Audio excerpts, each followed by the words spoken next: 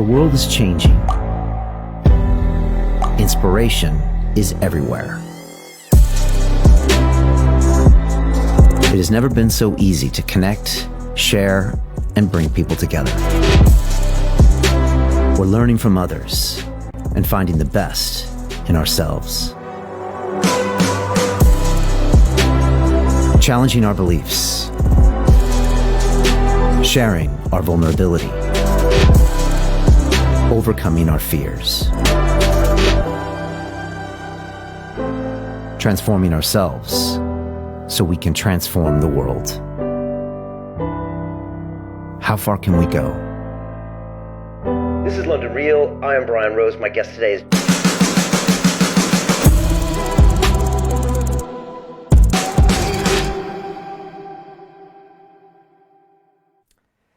This is London Real. I am Brian Rose. My guest today is David Icke, the English writer and public speaker known since the 1990s as a professional conspiracy researcher, calling yourself a full-time investigator into who and what is really controlling the world.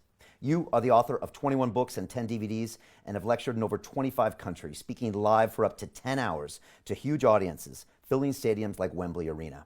You are here for the second occasion today to talk about the COVID-19 pandemic and global lockdown, the looming economic recession, the impact of 5G technology, and the violations of our rights and freedoms of speech. David, welcome back to London Real. Thank you, Brian.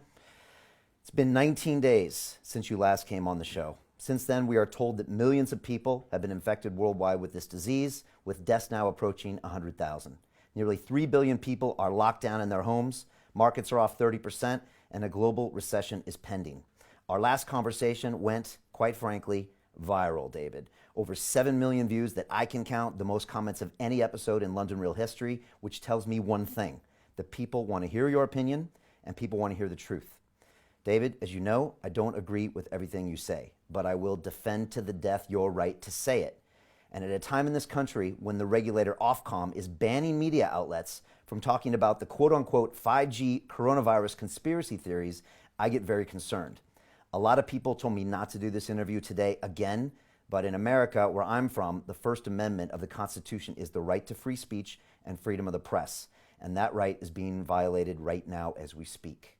George Orwell, in his famous book, 1984, said, "In times of universal deceit, telling the truth is a revolutionary act." And David, that's what we're going to do today. Honestly, I didn't even know if we'd make it to this moment. I thought we might be shut down today. Where do we start? Is there a virus? Since we last spoke, Brian, I've spent every waking moment, which has been most of every 24 hours, devouring information from virologists, specialists, doctors all around the world, in America, in Germany, in Austria, Italy, who would never be allowed to get near the BBC or CNN because they are demolishing the official story of this hoax. And if people go to davidicke.com when this interview is over, I put a special posting of a series of videos. It says for viewers to London Real, a series of videos by these doctors and others who in their various ways support all the elements of what I'm going to say today. So this is not me pulling it out the ether. There's no point in that. What's the point? You either deal with facts and what people who should know say, or you don't. So this is the headline to start with, which will shock a lot of people, I'm sure. There is no COVID-19. It doesn't exist. And I'm going to explain today why that is and how, therefore, a pandemic perception could be pulled off. Now, one of the doctors that I've been looking at is called Andrew Kaufman. He is a medical doctor in America. He works in psychiatry now. And he, like a lot of these doctors you'll never see on the BBC, started looking at the sequence of events that's led us to where we are now. And this is how it went. People started getting ill, for whatever reason, in China. And the Chinese authorities took genetic material from the fluid in the lungs of people who got ill. Only a few, a very small number. And they found what we would call genetic material. It wasn't an isolated virus. It was genetic material which can be there from a long list of causes, including lung cancer, by the way. And they decided that what was causing the illness was a virus, which has got the name COVID-19. But at no time did they isolate that so-called virus from the rest of the genetic material, much of which will be found in the bodies of most people. So they start out, before they started testing, diagnosing people in China from symptoms. And you will have heard this constantly recurring theme about coronavirus or COVID-19, because there's lots of coronaviruses, COVID-19 symptoms. And you'll hear this recurring line, flu-like symptoms. Now, these flu-like symptoms can be caused by a great range of different causes. But they decided on symptoms, which could come from many different causes, that those symptoms were now COVID-19. So you had flu-like symptoms, COVID-19. COVID-19. And so the numbers got bigger and bigger.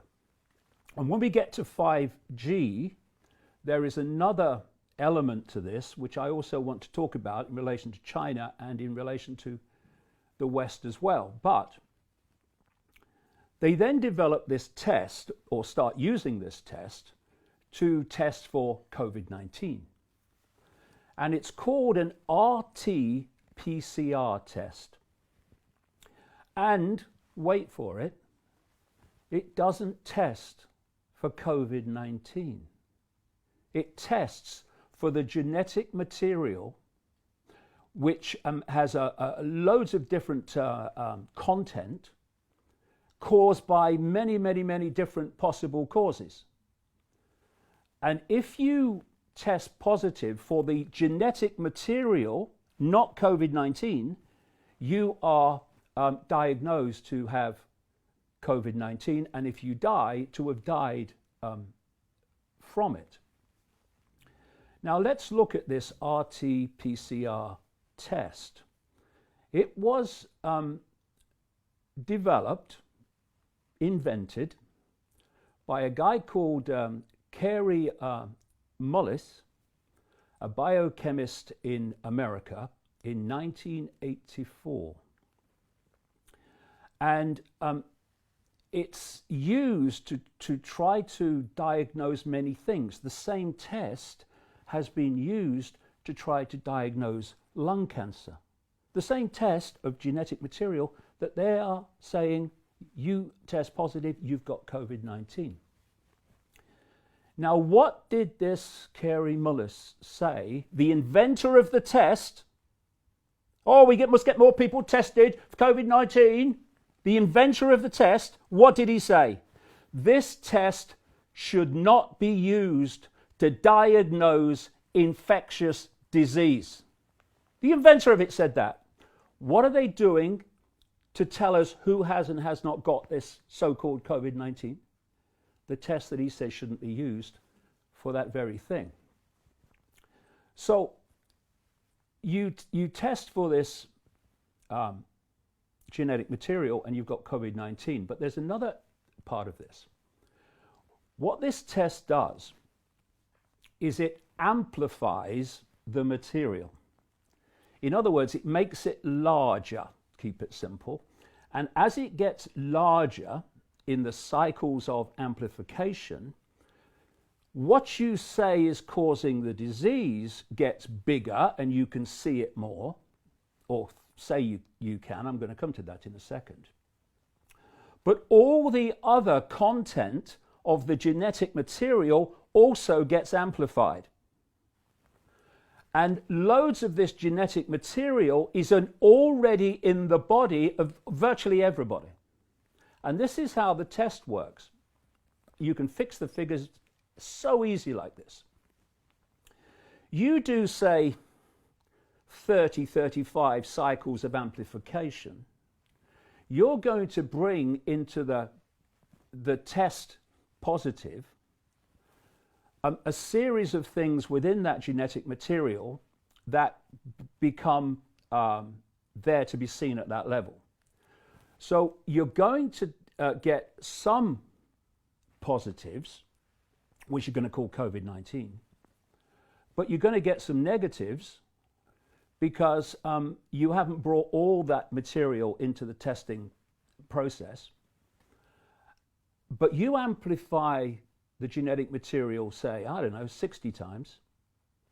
You have brought so much of the content of the genetic material to be entering the test process that at that level of amplification, virtually everybody will test positive, because all the genetic material that's in most people's body will now be testing positive in the test through this greater amplification. This means that the number of cycles of amplification you use, say in different countries, dictates how many positive tests you get. And therefore, all you've got to do is increase the amplification. You're going to get more and more positives, and you're going to call them COVID-19. And amplification is how sensitive that test is. Imagine you've got something the size of a pin, symbolically, pinhead. You can't really understand it because it's so small. You amplify it, and it becomes much greater, and you can now start looking at different elements of it. And that's what the test does. It amplifies that. It amplifies amplification. And another thing is that in 1890, a guy called Robert Koch, who was a bacteriologist and a physician, he developed something called the Koch postulates. And these were 4 criteria for proving that an agent, a so-called infectious agent, is the cause of what you say it is. This includes everyone who is subject to this agent has the same symptoms. 2, that you have isolated this agent, call it a virus, bacteria, whatever. You've isolated it, so there's no other material, only that. So there's no contamination, there's no false positives in the way I've described. You are only isolating that. But when you take that and you, say, inject it into a living host, that host will get what you say that is causing. And when you've got that host, you are able, number 4, to take that material you say is causing the illness, the infectious illness, out of the person, and again inject it into someone else, and they will get it. In terms of COVID-19, not one single one of those 4 Koch postulates, which have been used since 1890 by mainstream medicine the world over to prove that this is infecting and causing that, not one of them have been used and fulfilled. None of them. So then we come to something else that Andrew Kaufman identified, which was a tremendous piece of observation and research. You can see it in his video on davidicke.com when this is over. What happens when a cell gets poisoned is it secretes something called exosomes. This is part of the natural, everyday immune system response to poison cells. And these exosomes, as they are released, and they're only released when the cell is poisoned, and it can be poisoned through many, many reasons. It can be toxicity. Wait for this one. It can be poisoned through stress and fear. You imagine the stress and fear that's going on in the world now during this lockdown. It can be caused by disease, infection, and it can be caused by electromagnetic fields, which will become very relevant when we get into 5G. So these exosomes are released, and one of the roles of exosomes is poison cells warning other cells as they travel around, there's a problem. Get ready, look, there's a problem here. So all you have to do to get exosomes released is to have poison cells by these various reasons. What Kaufman started looking at was under the microscope pictures of exosomes, what they look like. And then he looked at an under the microscope picture of what is claimed to be COVID-19. These two were exactly the same. He then starts looking at the genetic makeup of the exosomes, which you will find in the lung fluid of people who have problems with the lungs, because the problems are generating the release of exosomes. And he looked at the genetic makeup claimed for COVID-19. They are exactly the same in every relevant way. An exosome and so-called COVID-19 even lock into the same cell receptors as each other. They are, as Kaufman has clearly shown, the same thing.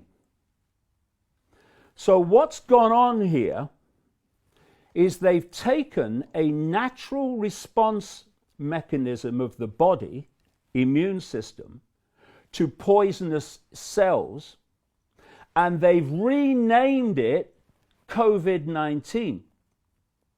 Now, this genetic material they've taken from the lungs of people, and what is the basis of this test, will contain, by its very nature, these exosomes.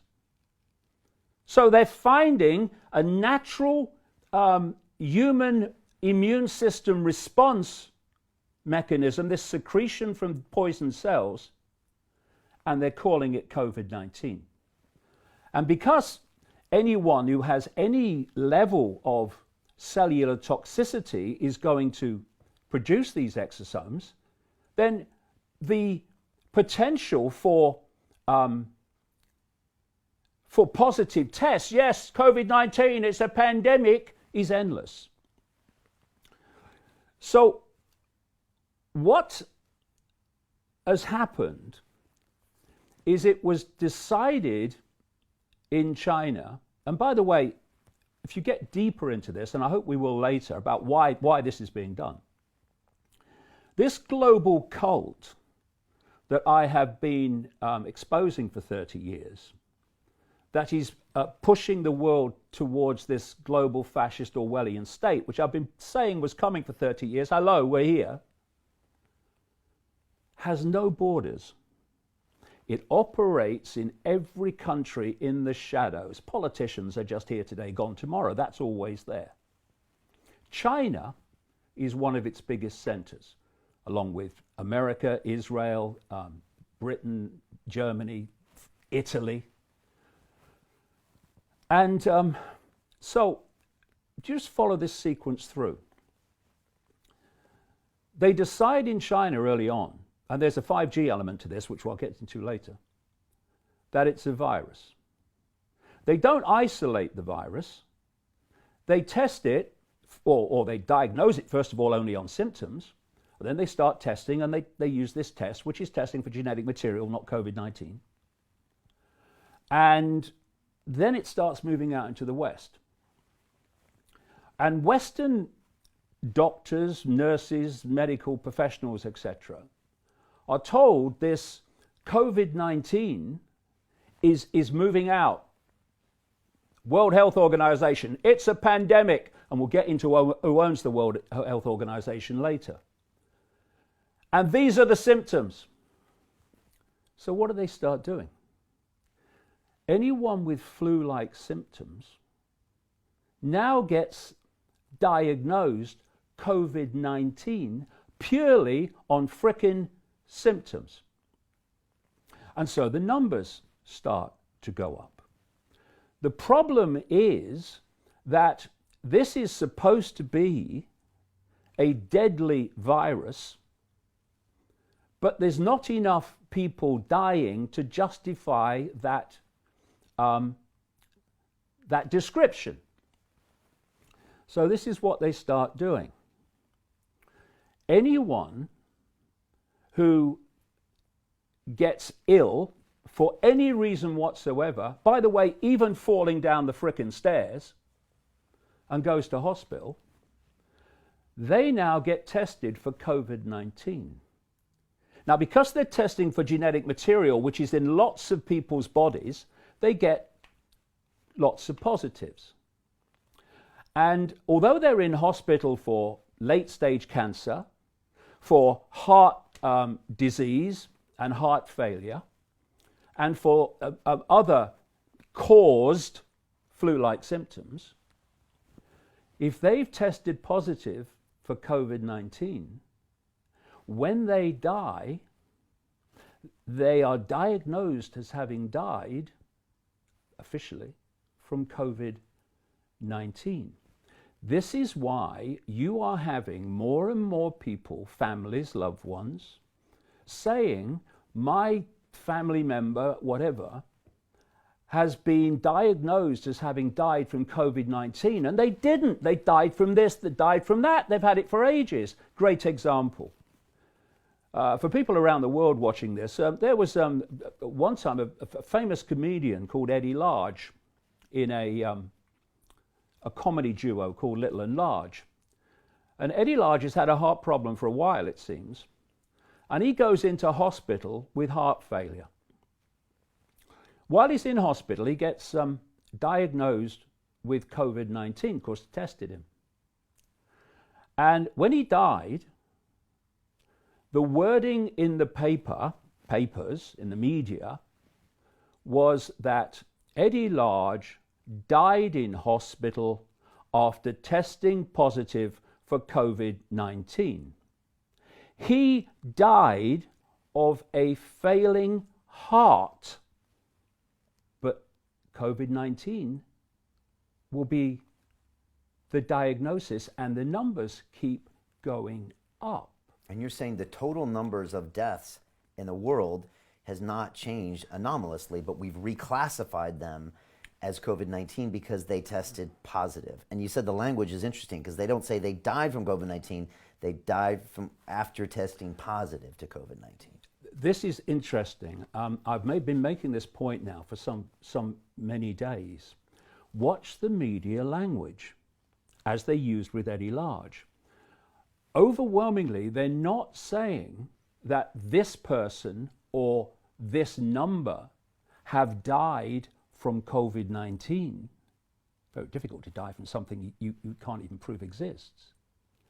They say, this is the wording, and you see it repeated all the time, this person or this number died after testing positive for COVID-19. Not that they died from it, but look at the implication. Oh, Eddie Large, he died from COVID-19. Oh, everyone's getting it. You have control of the figures by the way you transfer symptoms from other causes to you've got COVID-19.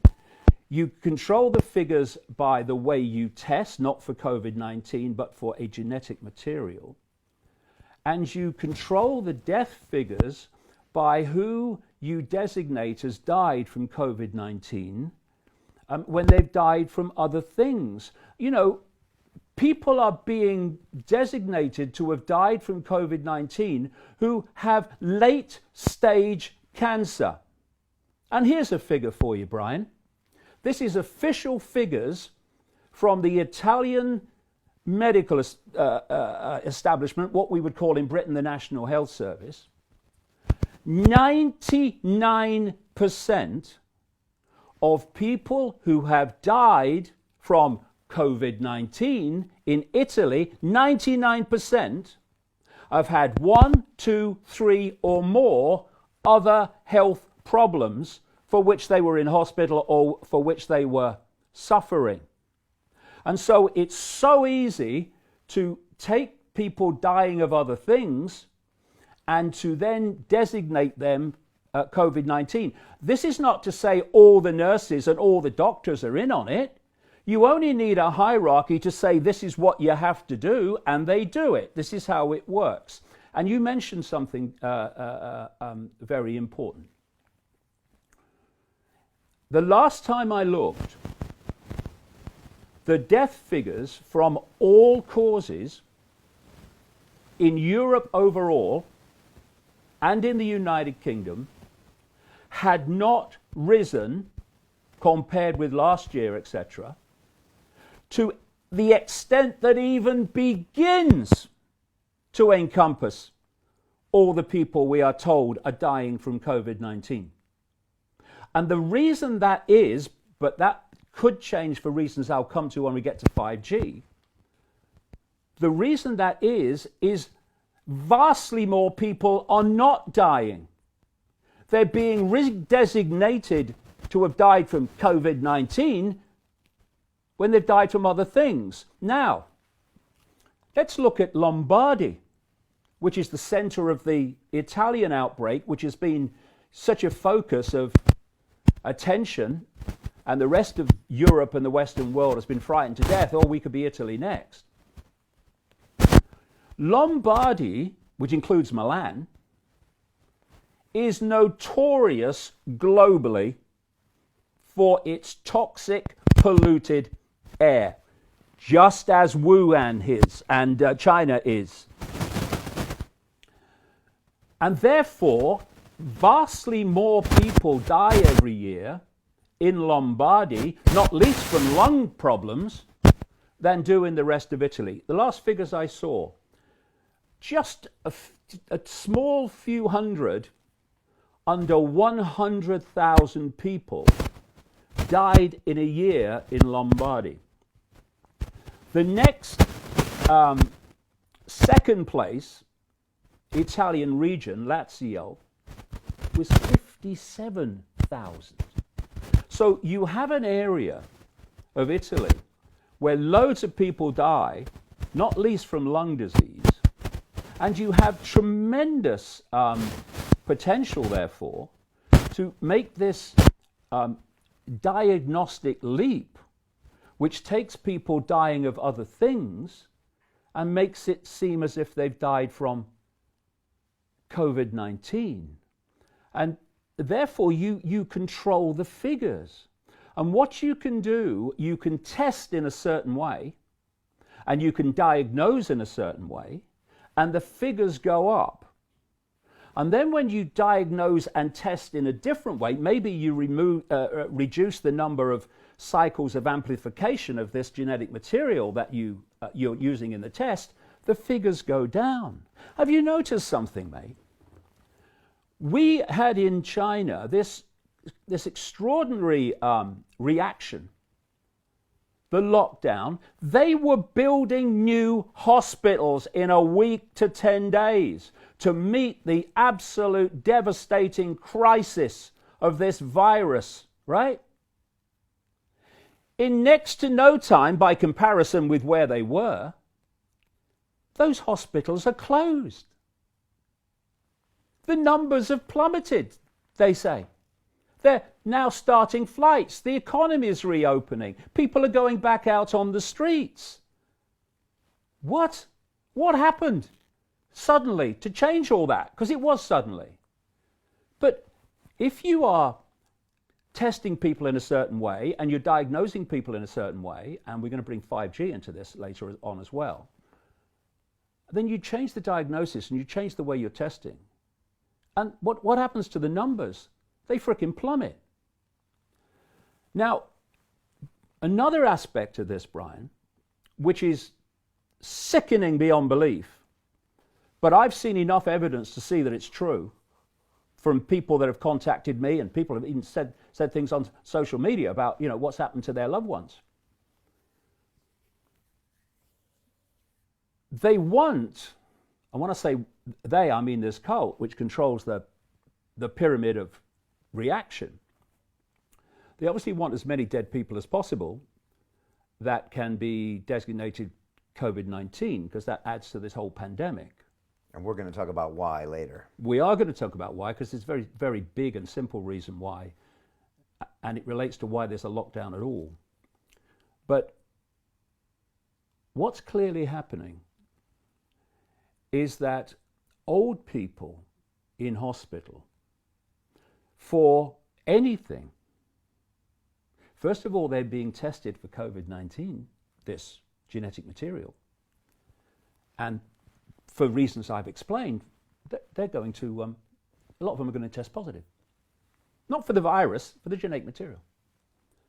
They're going to them, and according to loved ones and families, the people on the ward, etc., have said to them it's government policy.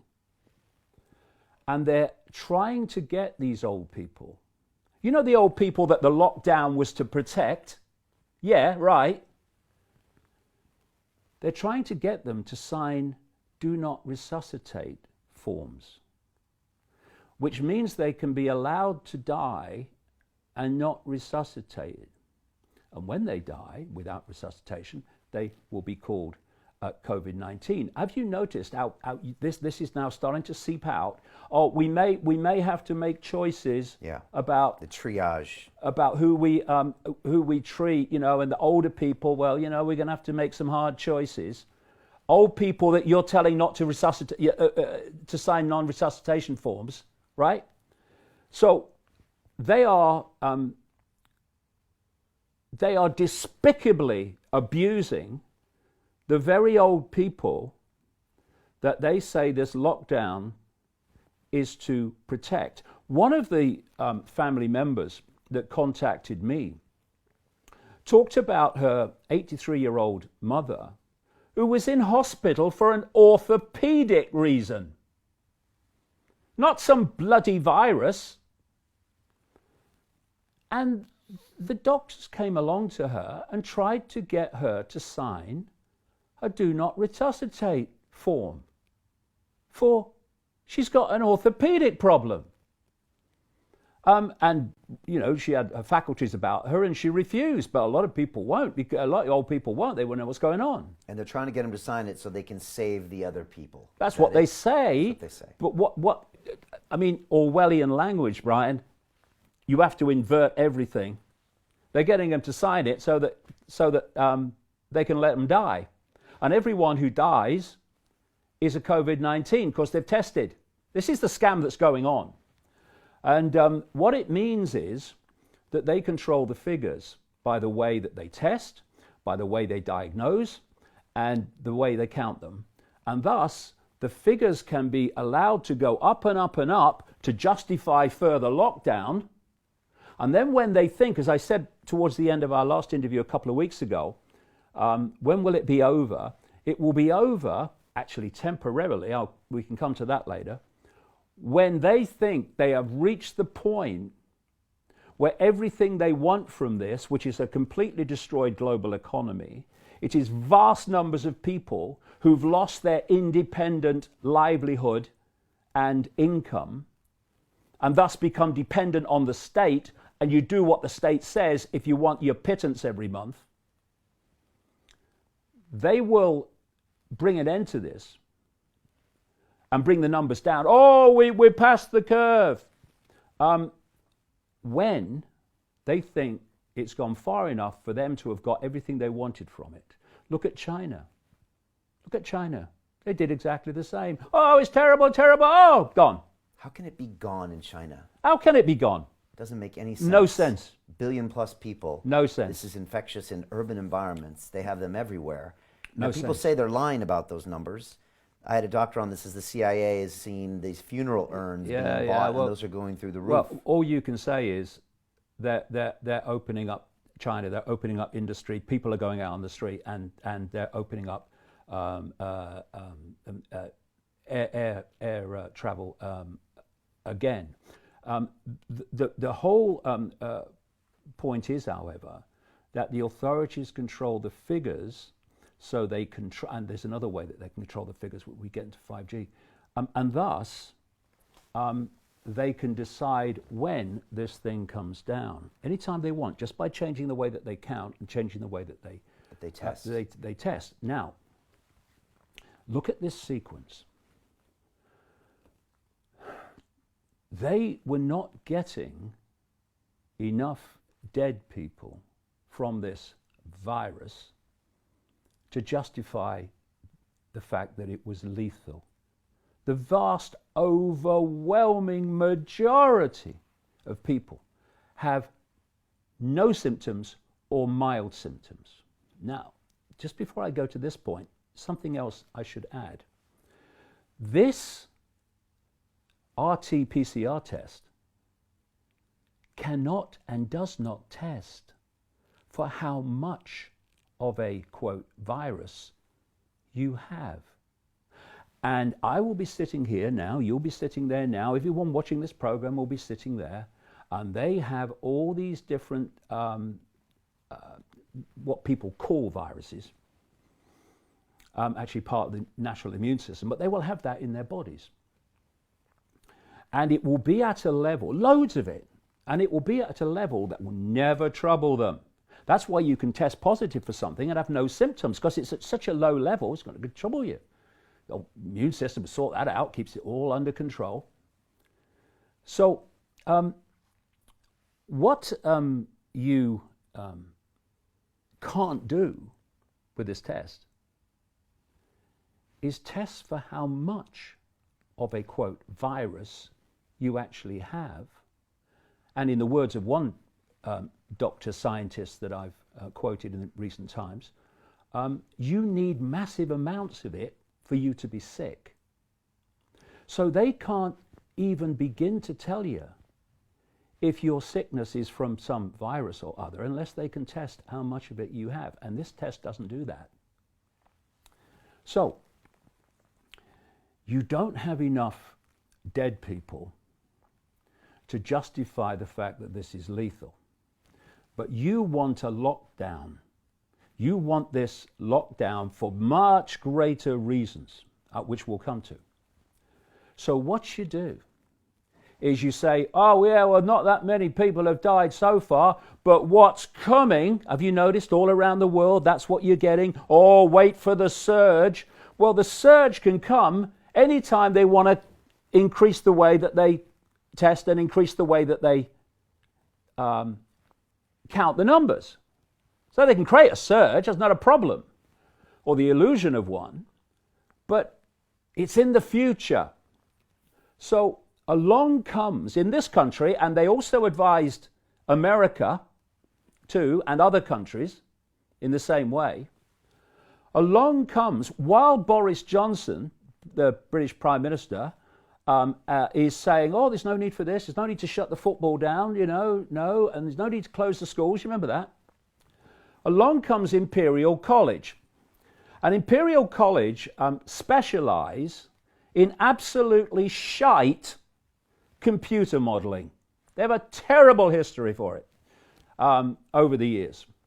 You know the computer models that say the ice cap should have gone by now, right? Because we're all dying from global warming. How do you know? Because my computer model says so, right? So they computer modelled COVID-19. Particularly a guy called Professor Neil Ferguson, who should never, ever, in the entirety of his life, ever advise any government ever again. And he says, Mr. Johnson, 250,000 to 500,000 people could die in Britain of this virus. So now, Johnson shuts himself because he's having people saying to him, you know, Boris, you know, this is what could happen, mate, if you don't lock it down, if you don't have social distancing and all that stuff. And you know something, mate, you're going to be blamed for it. Oh, massive change attack. And from, oh, look, we're not going to close the schools. We don't need to close the football, because the football wasn't shut down by Johnson. It was shut down by the football authorities. Suddenly, lockdown. And what they're doing all around the world, they're doing it in increments.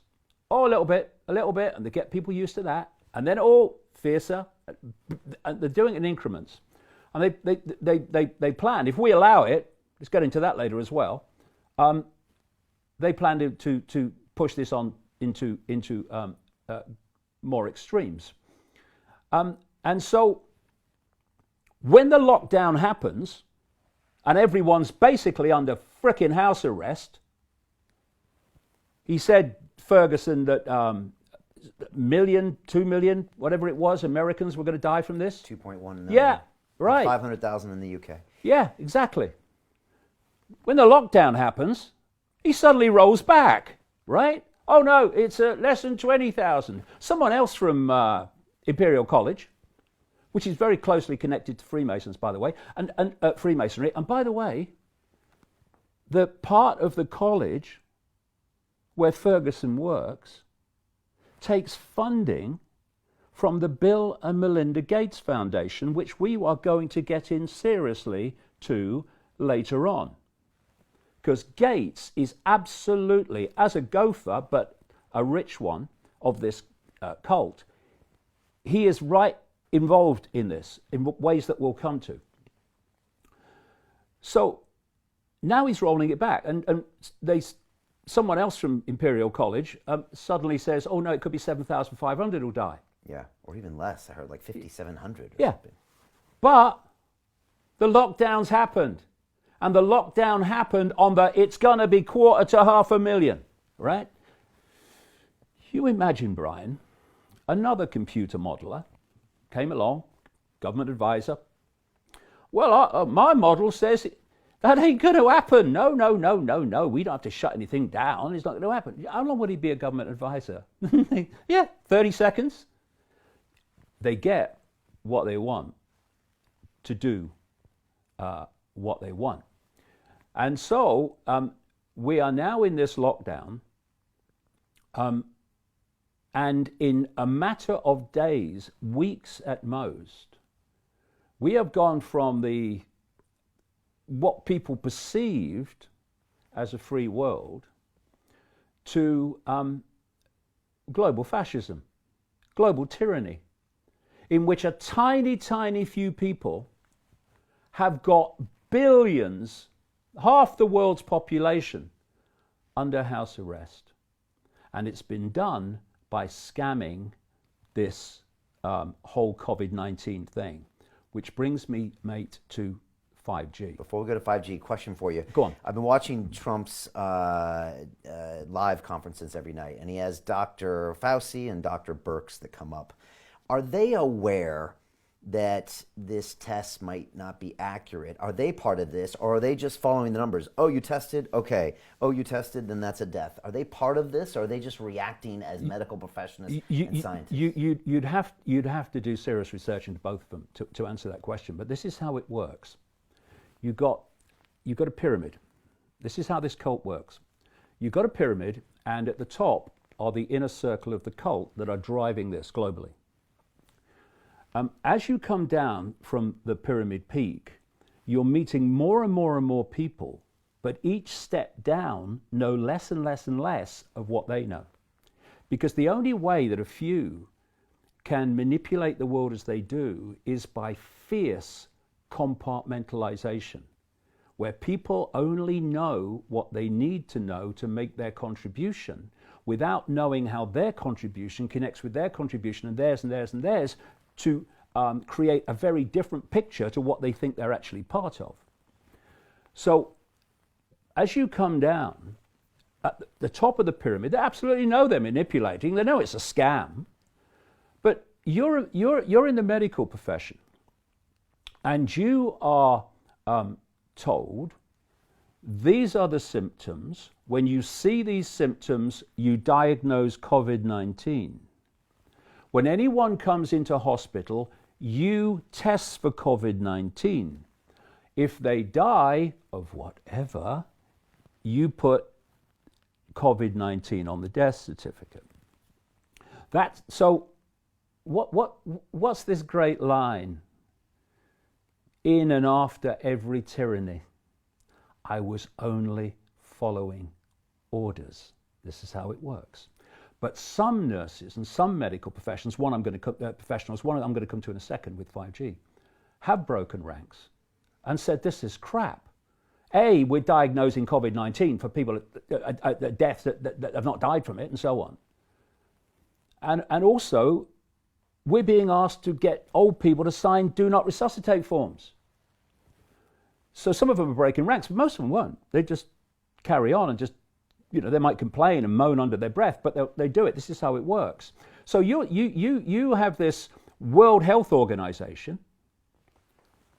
Who's the second biggest funder of the World Health Organization, second only to the United States government? Bill Gates. He owns it. And so this Tedros, this guy from Ethiopia, from the Marxist human rights destroying government of Ethiopia, who was the health minister of Ethiopia and was caught out 3 times for covering up cholera epidemics, he's head of the World Health Organization for no other reason than he'll do what he's told. So the World Health Organization is driving this policy, a World Health Organization created by the Rockefellers, by the way. That is constantly making the wrong calls the last few months. The right call for the cult, the wrong call for humanity. And so from this World Health Organization, you're having this policy and this way of doing things coming down. You therefore just follow it. You follow the protocol. And I'll give you a great example of that in a second when we get to 5G. So, because China imposed that vicious draconian lockdown, and then the numbers started falling, what did that do? It set the precedent in countries that followed. The way to deal with this, like China has, is to have a lockdown and keep people away from each other. It's a scam, and this cult is orchestrating it. While I put a meme on the internet in the last fortnight, and it's a picture of the Earth, and it says ruled by psychopaths, run by idiots. And that dynamic is how it works. You've got the psychopaths in the background who are orchestrating it, and then you've got the clueless, who am I, where am I, what's going on, people in politics, etc., who are responding to that policy like, oh, everyone's going to die, oh, we better lock down then, who are clueless about what's actually going on. I don't feel like Trump and Boris are part of this grand scheme. They look like they're reacting to a situation and trying to save themselves politically, and maybe trying to save people based on those constraints or those beliefs. You look at Boris Johnson, who's, as we speak, he's in hospital. They've got him out of the way, really. And isn't it amazing, all those people at the press conference every day, COVID-19, lockdown, all got all got COVID-19 at the same time. I thought it was very strange. Anyway, you look at Boris Johnson's face. He looks a bewildered, lost man. Because he ain't calling the shots. He'll get the blame for it, but he ain't calling the shots.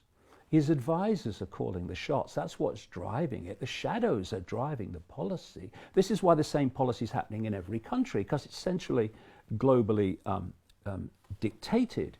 And Trump has tried to, I have great problems with Trump, but Trump has tried, at least publicly, to push back against this because they know their own political careers as prime minister and president are going to be absolutely destroyed by this economic Armageddon that these lockdowns have created based on what? Fricking computer models and a bloody virus that doesn't exist and never has been shown to be. So they've been pushing back, but look at the pressure. Mr. Trump, 2 million Americans are going to die if you don't lock the country down, right? So if we come to 5G, it's funny because the first time I sat here and we chatted, what was it? Was it 2018? Yeah, over 2 years ago. 2018. 2 years ago. Part of that chat was about my opinion of 5G. And some people have started putting those clips out on the internet because I pointed out that 5G was a tremendously greater power of electromagnetic energy than we'd ever seen before. It's not just a little touch on from 4G. 4G is bad enough. 3G is bad enough. It's not just a touch on from 4G. It's a whole new part of the electromagnetic spectrum, millimeter waves, and immensely more powerful than everything we've seen before. Now, the human body is an electromagnetic field. The brain communicates with the rest of the body and the cells electrically. It processes thought, information electrically. We are on one level electromagnetic organisms, entities. When that electromagnetic field is in balance, we are healthy. When it is in imbalance or disharmony, we get dis-ease, disease, disharmony, which manifests as what we call physical disease and psychological disease through the way the processing of information by the brain is affected. We are now being bombarded 24/7 by electromagnetic, technologically generated electromagnetic fields and Wi-Fi. And in this period of running up to this virus, we've had the introduction in more and more places of 5G. Now, there's a book called The Invisible Rainbow by a man called Arthur Furstenberg. And he has been researching the impact on health of electromagnetic fields, technologically generated, for a long time.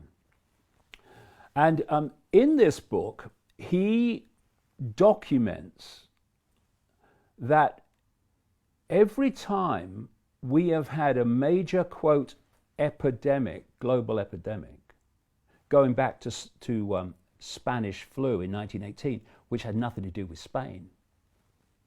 It came out of military bases. That every time we've had this pandemic situation, so often with flu-like symptoms, it has preceded the introduction of another level of power of technologically generated radiation. And Furstenberg said in 2018, before 5G and before COVID-19, that every single massive increase in technologically generated radiation impacting on the Earth's magnetic field, which we're interacting with all the time, has produced massive problems in terms of health for the human population. He said that in 2018. In 2019, they introduced 5G, which some of us and loads of doctors and scientists who call for it to be stopped because it hadn't been tested, they admit that, for its impact on psychology and human health. Has it had any independent testing? None. The only independent testing it's had, which has been by truly independent people outside of the telecommunications industry, you've seen people say this could be disastrous for human health, and they've called for it to be stopped. Doctors, scientists from 41 countries have signed letters saying this has got to be stopped. Of course, it wasn't stopped. And the reason that it's been rolled out without testing, which they've admitted on Capitol Hill, a senator asked the members of the telecommunications industry, this was last year, how much testing have you done? How much money have you spent on testing the effect of 5G on human health? And they said 0. Reason that is because if they had, and that had been publicly published, 5G would never have been allowed. So, the telecom companies don't want to hurt us with the 5G, not them particularly. We come back to the pyramid. The telecommunications industry is owned by this cult, ultimately, because what the telecommunications industry is doing with all this smart technology and satellites, which I'll get to in a second, beaming 5G at every inch of the earth, is absolutely crucial to total human control via artificial intelligence. So in the pyramid of the telecommunications industry, there will be lots of people here who are clueless about the impact and really wouldn't really want to look at it because look at all the dollars available. But when you get to that level of the telecommunications industry, the focal point of control, they absolutely know what it's going to do. And why? Because they want that done, because they want that effect on humanity. They have the ability to manipulate people psychologically and just basically, they could do a mass cull with 5G. So, what does 5G do? What does 4G do, but 5G even more? It poisons the cells, which get poisoned by technological electromagnetic fields. The cells get poisoned. They release exosomes as an immune response, and they test for Covid-19. So, where was the first Chinese city to introduce 5G just before the virus broke out? Wuhan. So here's another scenario that people might just take on board and think about. And by the way, before I say that, while this lockdown has been going on, I know from communications to me and Gaz and Jamie at davidite.com, I know from all the postings on the internet, not just in Britain, but around the world in America, that while this lockdown has been going on, 5G masts are being rolled out at a very rapid rate. In the same period of this lockdown, something like another 21 towns and cities have been opened in Britain to 5G. 5G is being rolled out all over the world at a very great rate of knots. This is a time where everything is supposed to be stopped. Yeah. And they're still building towers overnight. Yes, because that's considered essential work. And to the cult, it is essential because they want 5G everywhere. At the same time that this is happening in terms of towers all over the world being rolled out, and of course people are not able to protest because they are isolated from each other and under house arrest. That's why they're doing it. Elon Musk, who is, I wouldn't call him a psychopath because that's not enough. This man is a super psychopath. Reason, he knows what this impact is going to be. He is putting, week by week, more and more satellites at low altitudes, beaming 5G at the Earth. And he has permission for like tens of thousands already, and he's just getting towards that goal. What he wants is 42,000. Already, with just the ones he's got up there now, the astronomy community, he's been complaining around the world, they can't see the frickin' night sky anymore because of these satellites, which are beaming 5G at the Earth. And while this lockdown has been on, he has been given permission by the Federal Communications Commission, which allowed the rollout of 5G without testing because it's owned by the cult. He's been given permission for 1 million ground antenna in America, which will, through electromagnetic fields, connect with the satellites. Because what they're creating, I've been writing this for decades, they are creating a technological sub-reality of 5G, what they call the smart grid, surrounding the world with satellites and pouring this stuff in, because they're creating a sub-reality to which the human mind will be connected to via AI, and they're even giving you a time when this should start to happen in a serious way, 2030, a year that keeps coming up for everything. So that's what is going on. And he got this permission during the lockdown. Yes, during the lockdown. Now, let's just look at this. Let's take a Chinese scenario. But I've got to say this first. 5G is a range of frequencies. It's not one frequency. Now, they're starting here, but they want to go there. And they can already go there, and going there has great implications in the ways that I'm going to describe.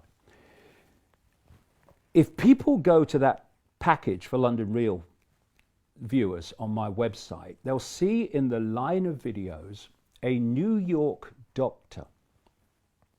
This is a New York doctor who's so exasperated he made a video. He just kind of really stepped out of the line, out of the box.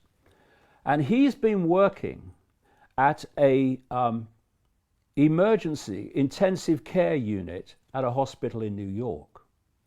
And what he says on this video is, look, this is not COVID-19. It's not what we're told it is. He says, we were told, look at the pyramid, right? And everyone does as they're told. He said, we were told to treat people with lung problems that come to us as people who have an infectious disease called COVID-19. He said, that is not what we are seeing. After the interview, go and see him talk on the video. This is not what we're seeing, he said.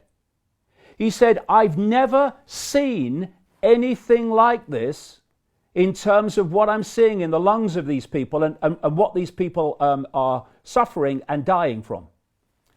This is what he said. Their lungs look like someone who's flying at 30,000 feet and there's cabin pressure disappears, the oxygen disappears, and they slowly die of lack of oxygen. He said another analogy, it's like their lungs look like something I would expect if you took someone and you put them on the top of Everest with no acclimatization and obviously no breathing apparatus, you would expect their lungs to do that. He said, I don't know what's going on, but it's not COVID-19, it's not an infectious disease, and I've never seen anything like it. Now, and this is admitted by the telecommunications industry. 5G at 60 gigahertz, which is where they want to take it, and I say already bloody have on the quiet, stops the human body and blood absorbing oxygen. If someone is hit by 60 gigahertz frequencies of 5G, they will not be able to absorb enough oxygen. They will just collapse in the street. And those symptoms, that outcome, is so exactly what this doctor in New York is describing he is seeing, but says, I don't know what's going on, never seen anything like it. And you know, let me just bring this around. They have not had enough dead people, despite fixing the figures and getting as many people to die of Covid-19 as possible, to justify the fact that it's this vastly deadly virus. But at the same time, the death figures are basically not going up of all causes. They're building morgues. They're turning football pitches into morgues. They're doing it in many, many countries. They're having preparations for lots and lots of dead people. They don't fit, except just fixing the figures wouldn't justify filling those, because they'd never do it. And if they're building all these massive mortuaries, etc., and the figures start to go down, as they have in China, oh, we're through it, they're going to look total prats. So why are they doing it? Well, I'm not saying this is going to happen, but I'm saying this is something that we should watch for. The more, this is why they're doing it now, rolling out all these 5G towers, etc., everywhere, these satellites, the more that they expand 5G, the more 5G is going to impact upon the population's health. And the more it impacts upon the population's health, the more they can say it's caused by COVID-19. And if they start firing out 5G at 60 gigahertz, they're going to have a lot of people who are going to keel over because they can't absorb oxygen.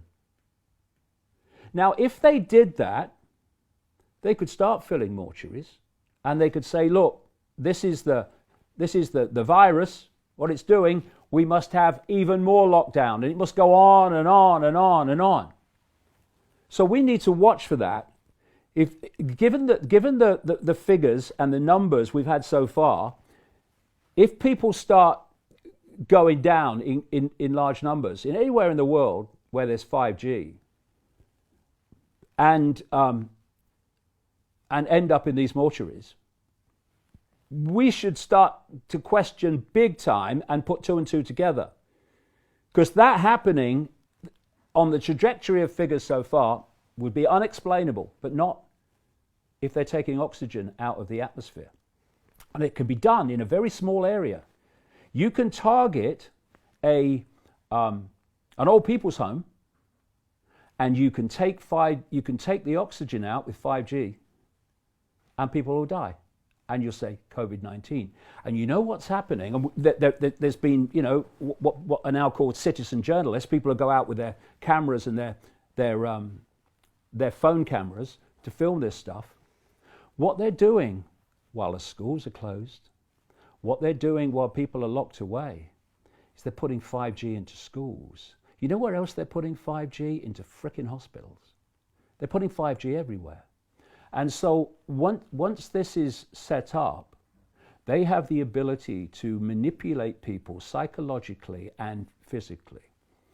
And where this is all leading, well, part of where it's all leading, is to the vaccine. Now, before we get to the vaccine, there's hospitals that we've seen that are vacant. Yeah. There are these emergency things that are vacant.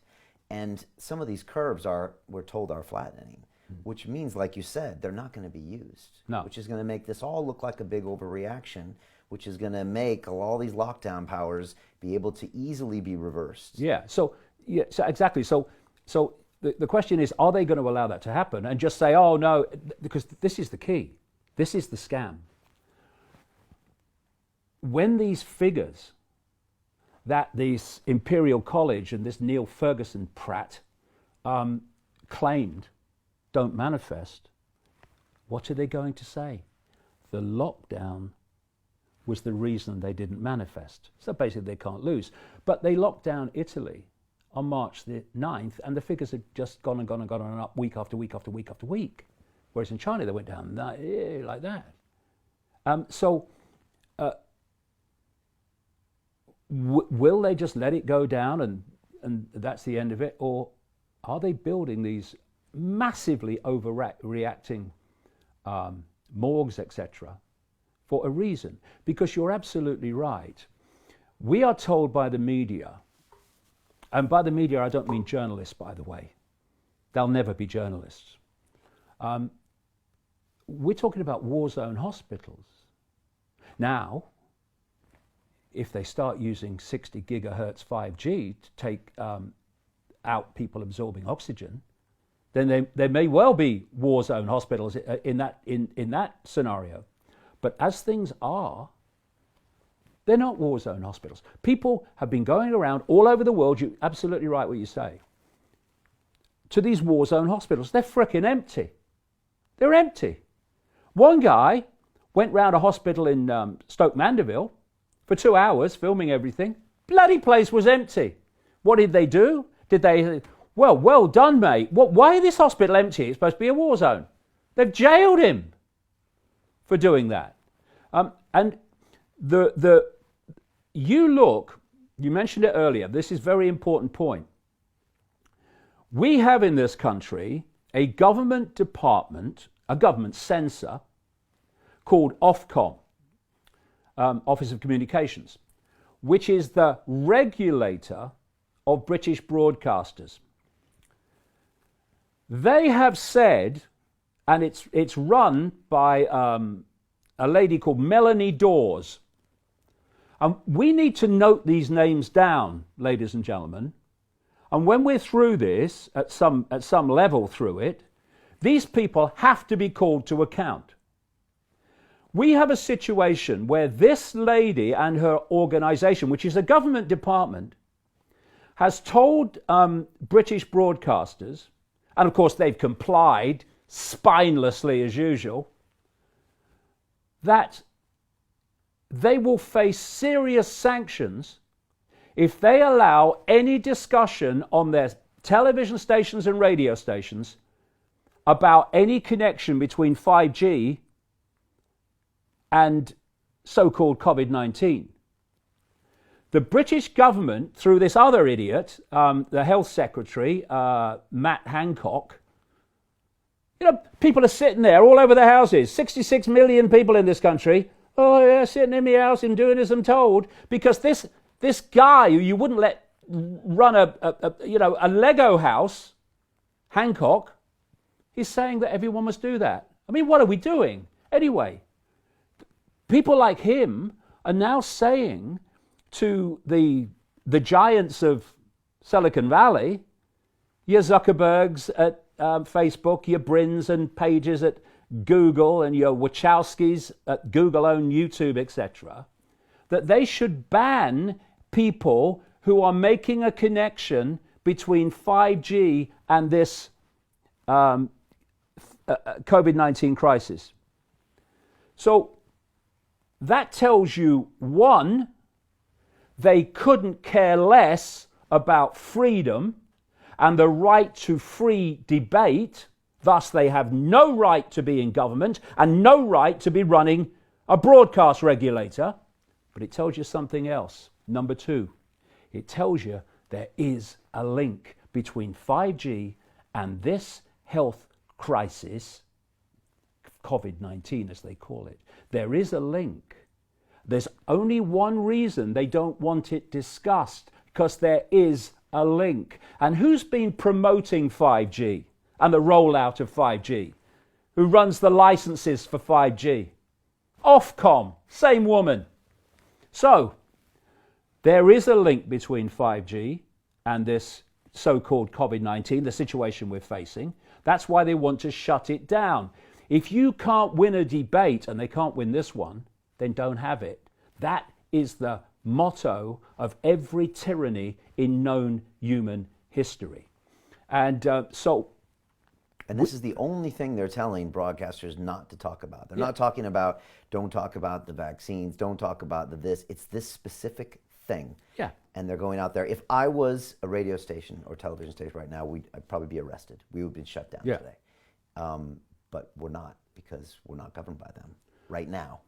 Right now. But I mean, they want the censorship to go on and on and on, because you see, when your conspiracy is control of perception, which means control of behavior, see, the control of perception, there is a virus and it's dangerous, has led to behavior of compliance with house arrest.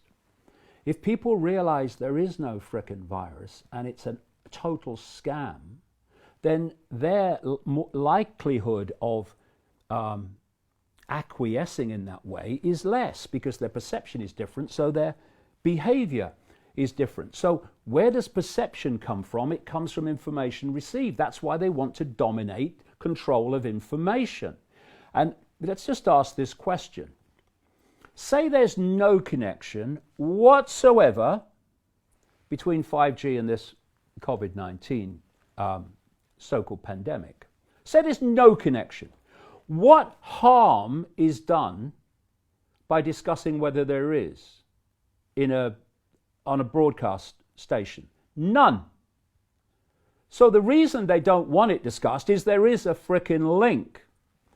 And the fact that, the broadcasters are just, oh, yes, miss, sorry, miss, shows that they're next to bleeding useless. It's websites like mine, it's London Real and such organizations around the world where the real journalism goes on and the real information is made available to people. Because don't ask the mainstream to tell you. I mean, the BBC is not a news organization, it's a government department. What they call journalists are actually civil servants in truth. Call themselves journalists, they're not. You look at any situation and the BBC will toe the establishment line and promote nothing but that line and not allow questioning of it every time. BBC is long past the point where it is any use to anyone except the government. And so we come round to vaccines. First of all, 5G towers in Belfast, Liverpool, Birmingham in the last week have been burned. And overnight, because people are responding. There's all of this stuff going on in the Facebook groups. What do you think of that? And I know towards the end of this, you're going to tell us about next steps for us, but what do you think about that action? It's not for me to tell anyone what to do, because that's their right to choose. But you look at the situation, and if 5G continues and reaches where they want to take it, human life as we'd known it is over. I've been saying this for so long. Oh, you're mad. That David Icke's mad. Oh, yeah, okay. You're not laughing now, are you? So people have to make a decision. I am personally absolutely anti-violence against people. And I don't see violence against people taking us absolutely anywhere. It's just if you use violence against people in the name of doing something you believe to be right, then you're just a mirror of what you are seeking to fight. I have this phrase, what you fight, you become. What you hate, you become. But people will have to make their own decisions. All I will say, and repeat again, if this 5G continues and this rollout continues, that's it, over. What people decide to do about that is up to them. But it's very clear that what's happened is people have been put under house arrest on this false premise. So there's no gathering, there's no ability to protest, and so they have free rein to rapidly deploy and expand 5G, while so many people have had their employment destroyed, have had their businesses destroyed because they are deemed by the government non-essential, whereas rapidly deploying 5G towers with all their destructive and psychological potential is deemed to be essential work. Now you put that little lot together and you can see that there is a massive conspiracy going on here to roll out 5G without protest, and that means it ain't good for humanity. And Elon Musk, who's this Silicon Valley celebrity, oh look, it's Elon Musk, is, like all of these people involved in this, a super psychopath. He should be in jail for the rest of his human life, and I hope they would put him in the same cell as Bill Gates, because they deserve each other. He is putting up more and more satellites, beaming this desperately destructive 5G at the Earth. Because you see, when you're building a technological sub-reality to which every human being is connected via AI connections to the brain, then you have to create a situation where there is a, if you like, Wi-Fi field in every inch of the planet. The only way you're going to do that is from space, every inch of the planet. And that's what they're doing. And Elon Musk knows that. And that's why he's a psychopath. Talking of which, we may turn to vaccines. Bill Gates. And then I want to talk about the psychology of what all this is doing to us. Exactly. So where this is leading is a vaccine. And in that vaccine will be lots of genetic material, stuff that will trigger poison in the cells, which will trigger exosomes, which will, the virus. But also in that vaccine will be nanotechnology microchips. I mentioned a few minutes ago that Elon Musk had got permission for 1 million ground antennae to interact with his satellites.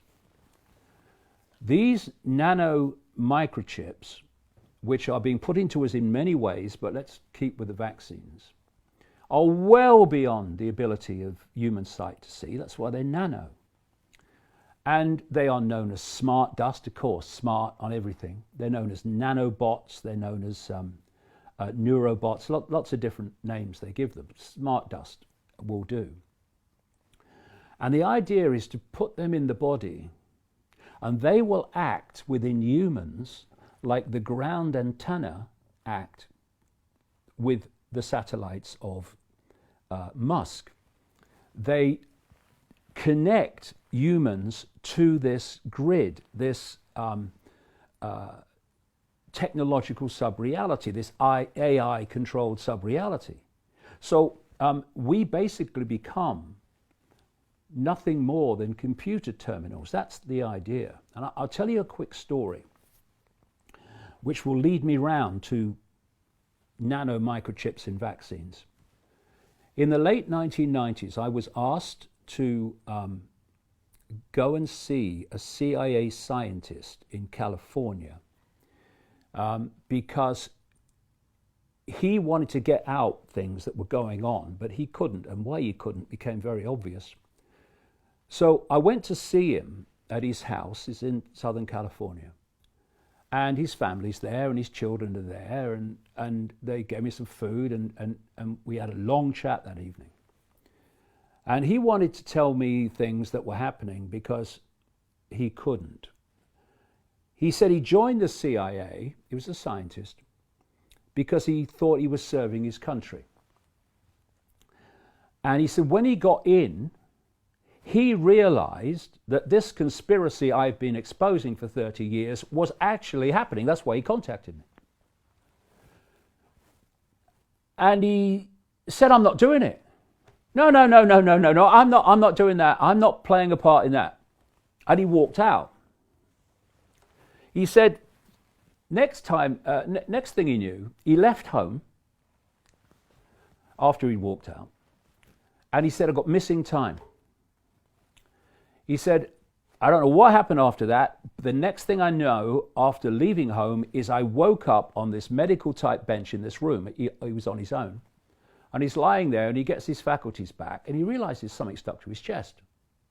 So he opens his shirt, and he was opening his shirt and showing me as he was telling me this story.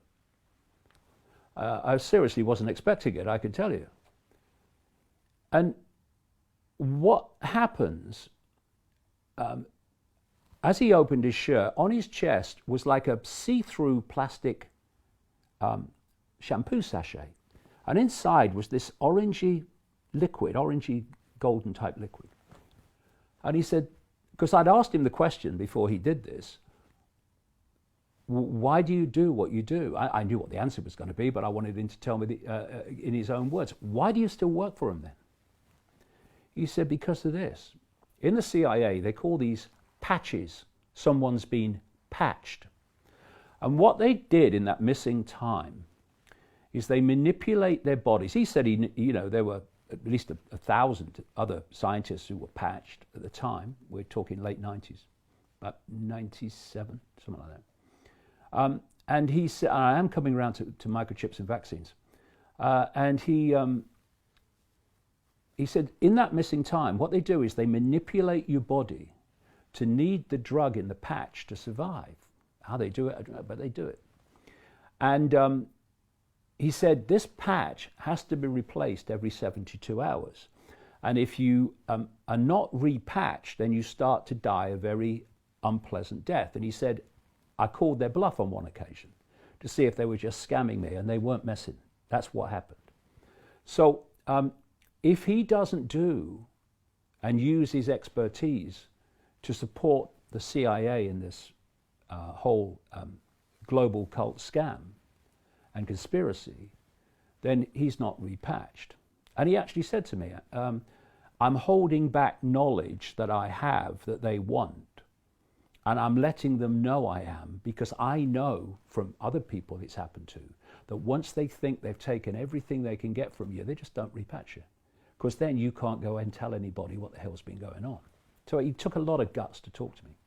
Anyway, this is what he also told me. Now remember, this is 1997-ish. No one's talking about nanotechnology, really. Later, it was, now it's in everything, it's in food. But they weren't talking about it then in the, general arena. He said, what they're doing is they are injecting people with tiny, tiny microchips that you can't see in vaccination programs.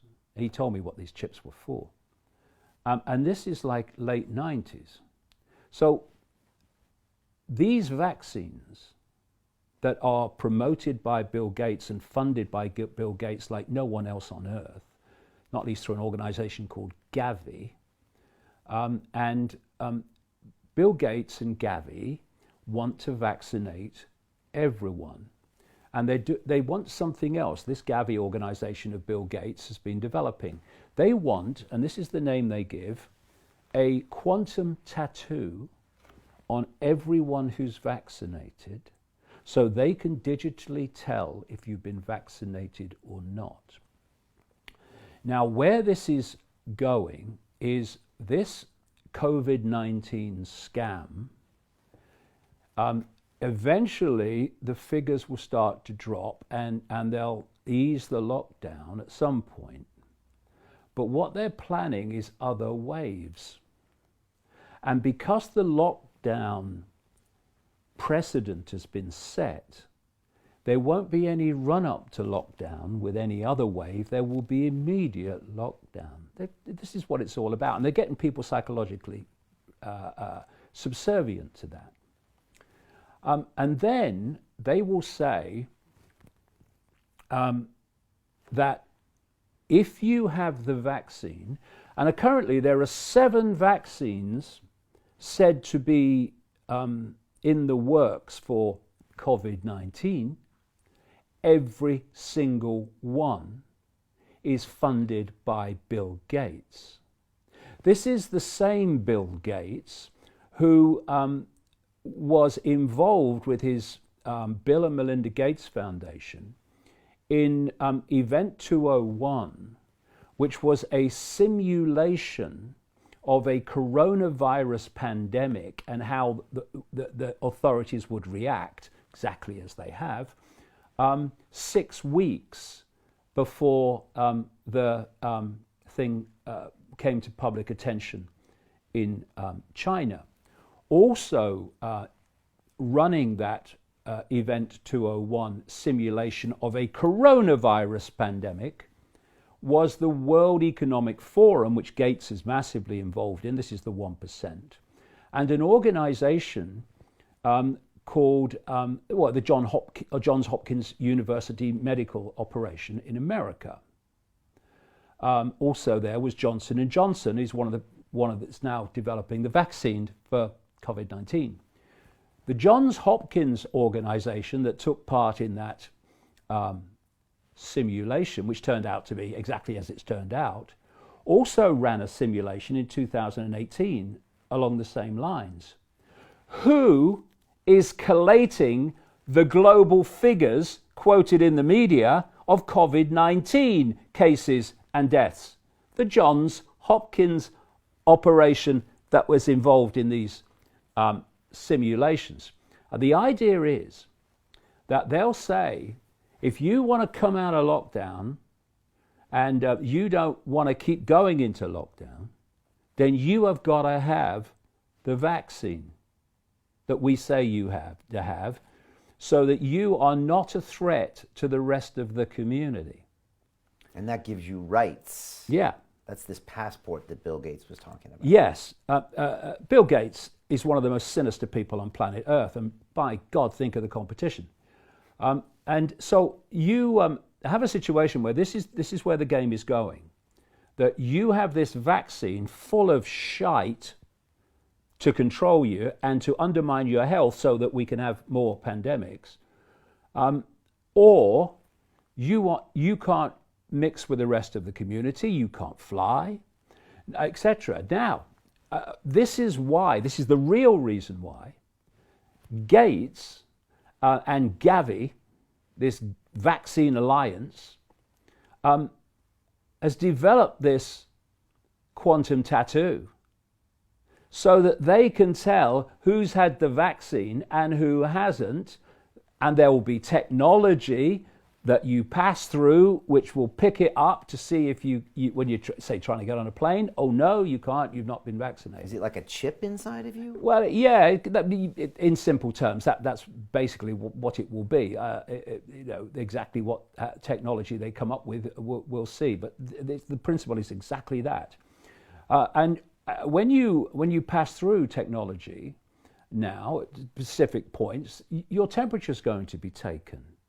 We now have, because what we've got to understand is that the people that run Silicon Valley are lovely people. They care deeply about humanity. So first of all, what they've been doing, they've just released it, people like Google, is they're releasing mobile phone tracking data to governments so governments can see if there's any gathering of people during the lockdown. Yeah, they found a bunch of kids who went to a spring break party on the beach, 70 of them, and they tracked them to 40 different states in America. I thought that was illegal to give their data up, but they're doing it. Oh, once you have the lockdown and you suspend democracy, which is what's happened, and you enter a tyranny that can only be described as fascistic, there are no legalities for humans anymore, because the government does what it likes. And it's not the politicians, they're just clueless.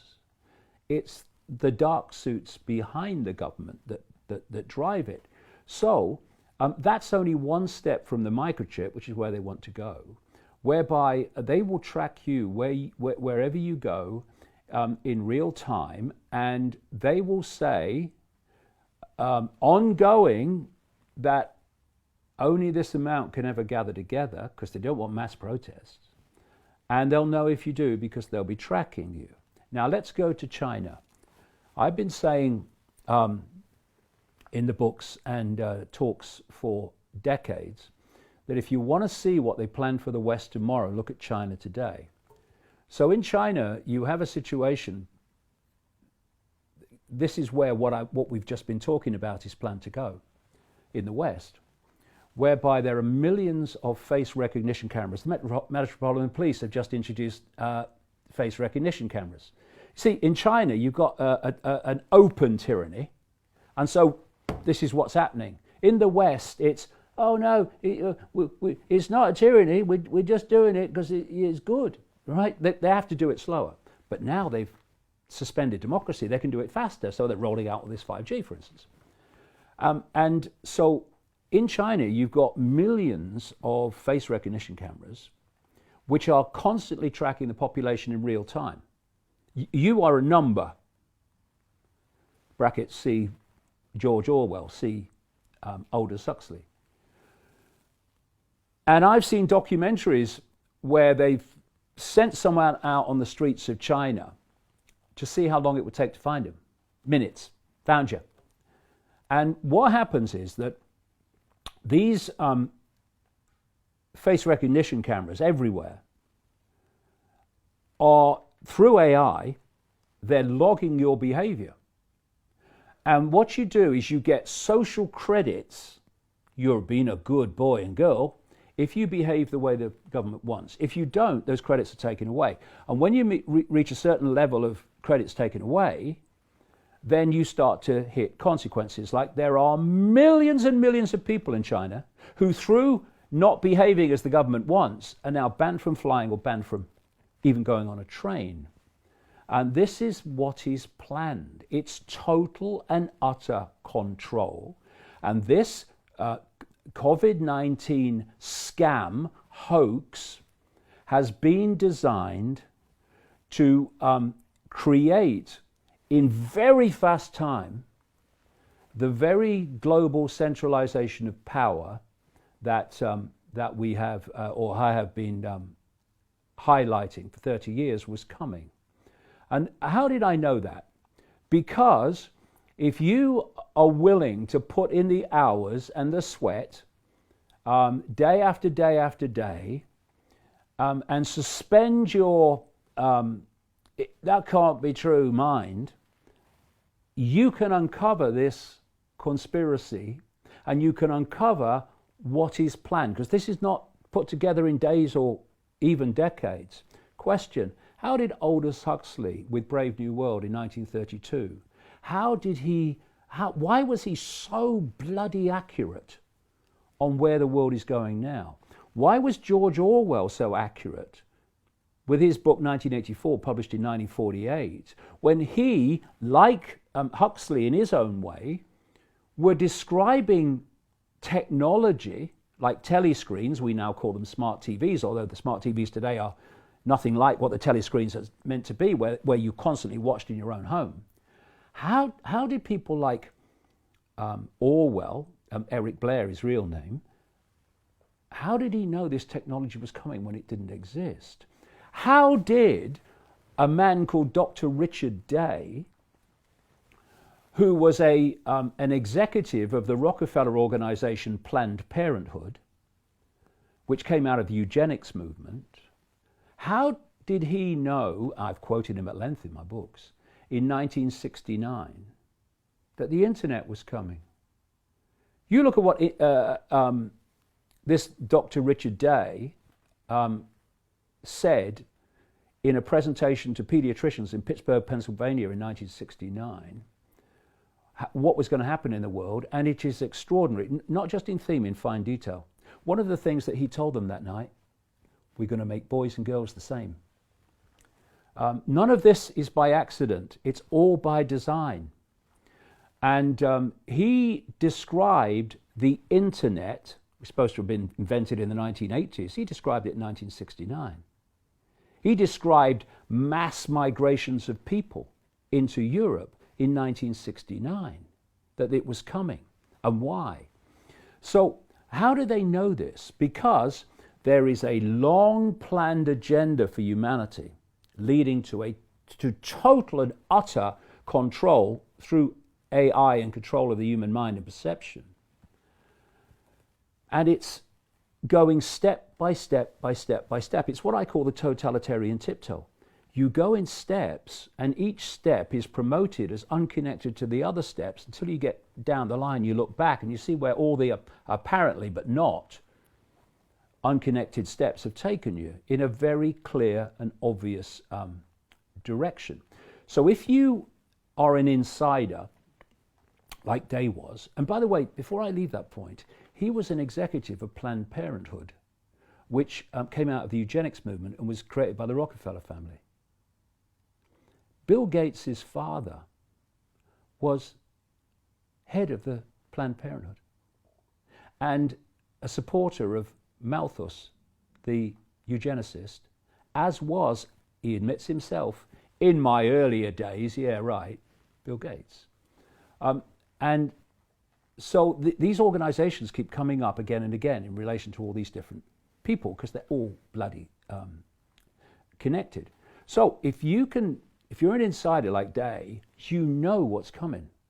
And if you work your bloody arse off to uncover it, then you can predict what's coming. This is why my books over the last 30 years, as people are now recognizing, have been just extraordinarily prophetic in what's happening now. Why? Because if there is an agenda for the world and nothing intervenes to stop it, which is the whole point of my life, trying to make that happen, then it will happen. And in uncovering the agenda and saying this is the plan, you will, without an intervention, be predicting the future. And the reason my books are so accurate in predicting the future is that they're just revealing what the plan is. Now, you know, the Chinese have a word which means both danger and opportunity. We, ladies and gentlemen of the human race, are now at a point of danger and opportunity. If people go on sitting on their arse and acquiescing, woof woof, yes sir. If people think it's bad now, whoa, what? They've not even started yet. And I've been saying in the last 30 years to people who've laughed in my face, you go and look at your children and your grandchildren in the eye, and you justify to them you doing nothing. Because if you think it's bad for you, just have some imagination and see the world of total, utter control, dystopia, that your children and your grandchildren are going to live in. And you come and tell me then that you're not prepared to get off your arse, to stop thinking about consequences. I'll give you bloody consequences in where we're going if we do not put aside, yeah, but what are the consequences for me? What are the consequences of you not doing it? We have to stop acquiescing to this cult. And let me put it in perspective. We have a health secretary who's not got, I see no evidence that he has two brain cells to rub together. And he'll be secretary of something else eventually. He's not making the decisions, he's just a front man. for the real power in the background, the advisors and such. But Matt Hancock says, you must do this. And 66 billion, without even thinking about it, do it. And we sit and we cook in the ever-expanding 5G. It goes to 60 gigahertz and we can't frickin' breathe. And people just sit there. Well, you can't. The government says. We are at a pivotal point in the history of the human race, literally. Because there will be no human race as we know it if we don't get our arses in gear now, worldwide. And people have said to me over the years, Brian, a few people can't control the world. That's ridiculous. They've got half the frickin' world locked down under house arrest, tiny few people, in a matter of weeks. What do you mean they can't? They are. So, how long are we going to take it? How long are we going to take it? Because the next thing they'll start doing is sorting out the food. What can put people under more dependency than the state controlling food? And I'll tell you where this is going. I've said this before, but this is where it's going. They're moving eventually into a situation where food as we've known it will go. It will be synthetic food. You know, all these attacks on meat and stuff and all these different ways of food, it's a stepping stone. It's the totalitarian tiptoe. What industry has been destroyed as much as any in the world as a result of this lockdown? Restaurants and etc. And they're not meant to exist in the long term because they want to control food. Because if they control food, they control you. Because if you don't do what you said, you don't get any food. This is where we're going, and ultimately to the AI connection to the human brain, where we won't even be thinking our own thoughts anymore. AI will be doing our thinking for us. Is that through the nanotechnology in the vaccine? I mean, but they're telling us, Brian. This guy, Ray Kurzweil, another bleeding psychopath, in Silicon Valley, a Google executive, he says by 2030, humans will start to have their brains connected to AI. And these are his words, not mine. When that happens, AI will do more and more of human thinking until eventually human thinking as we know it will be virtually negligible. There is words I summarize. Now, we have a guy called Elon Musk. I did mention he was a psychopath, didn't I? And he came out some years ago, you might remember, said, AI could be the end of humanity. Yeah, right. And you know that. And so what does he do? He starts a company called Neuralink to connect the human brain to computers, right? Mm-hmm. And he also runs this SpaceX organization putting the satellites up, but he also runs Tesla cars, right? And they're electric cars, right? Electric cars. Why, British government's just done it, why are they phasing out petrol cars and diesel cars? Because where they're going is autonomous vehicles where the computer will decide where you can go. Petrol car, you get in it, you drive where you want to go. When you're in an autonomous car, you will go only to the limits that the computer will take the car. And those computers will be encoded so that you go nowhere the government doesn't want you to go. And now, these autonomous cars, and you know these smart motorways that they're building in Britain, they call them smart motorways, very dangerous, killing a lot of people, but they don't care, they're psychopaths. The reason they're building these smart motorways is for autonomous vehicles. Uber, another Silicon Valley company, it's losing phenomenal amounts of money in its global taxi business because money no object. Money no object. Money was no object for Amazon when it was losing unbelievable amounts of money as it was getting a bigger and bigger monopoly. And of course, as a result of this lockdown, its market share globally is going to be vastly larger with all the businesses destroyed than it was before. So Uber, its business model is autonomous vehicles, autonomous, quote, taxis. So all this money's being pumped in, money, no object, doesn't matter how much you're losing. And what they're doing to get that monopoly is they're destroying taxi businesses all over the world so they have the monopoly. What has this lockdown done? It's devastated the taxi business, but not Uber. And so you can't have autonomous cars and petrol cars and diesel cars. So they're phasing out petrol and diesel on this ludicrous idea that humans are causing climate change, which is another 1% hoax run by computer models out of the same people that are running the computer models of the so-called virus. The autonomous vehicles are run by electricity. So the electric cars, it's to save the environment, are merely the stepping stone to electrical autonomous vehicles. And Musk knows that. I describe this society they're creating so rapidly now as the Hunger Games society, where you've got a tiny few 1% running everything and the rest of the population in servitude and in dependency on the 1%. What has this lockdown around the world done? Exactly that, on purpose. That's why they've done it. And in the middle is a police military state to hold that status quo.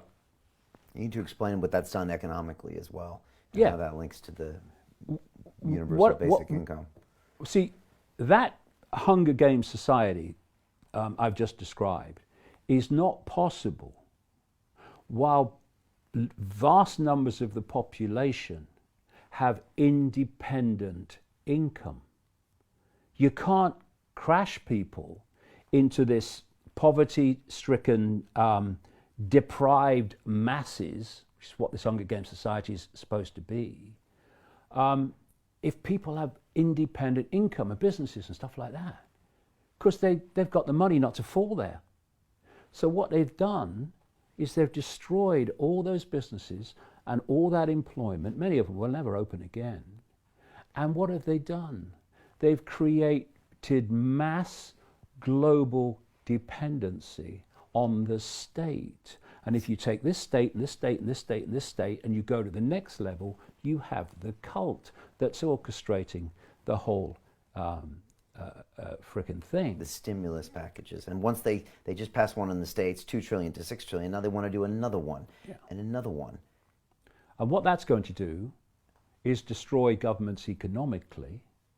And then what they're going to say is the economic system as we've known it is no longer sustainable.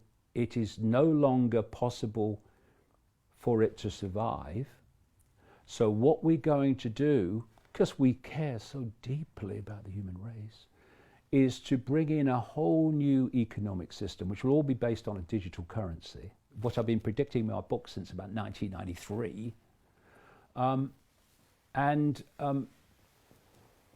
Everything you do and everything you purchase, A, we will know about, and B, we can decide any time if you can purchase or not. Because if you go into a store now, though, again, not as much as a few weeks ago, and you hand over a credit card, digital money, and they try your card and they say, sorry, it won't take your card.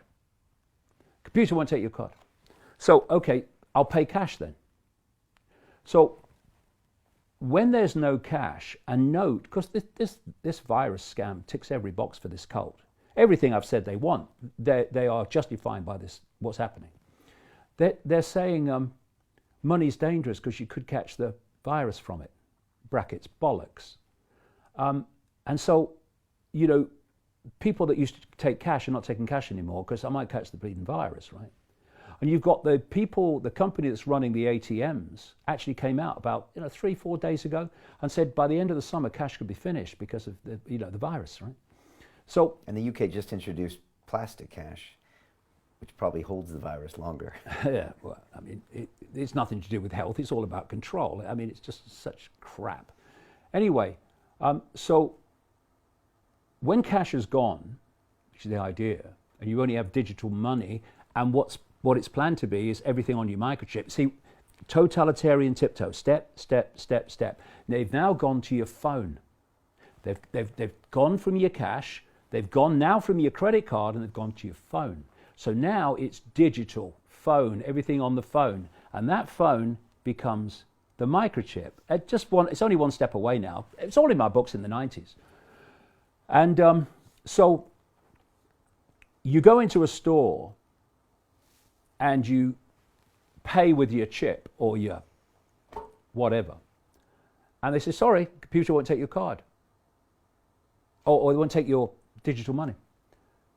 So how are you going to purchase now?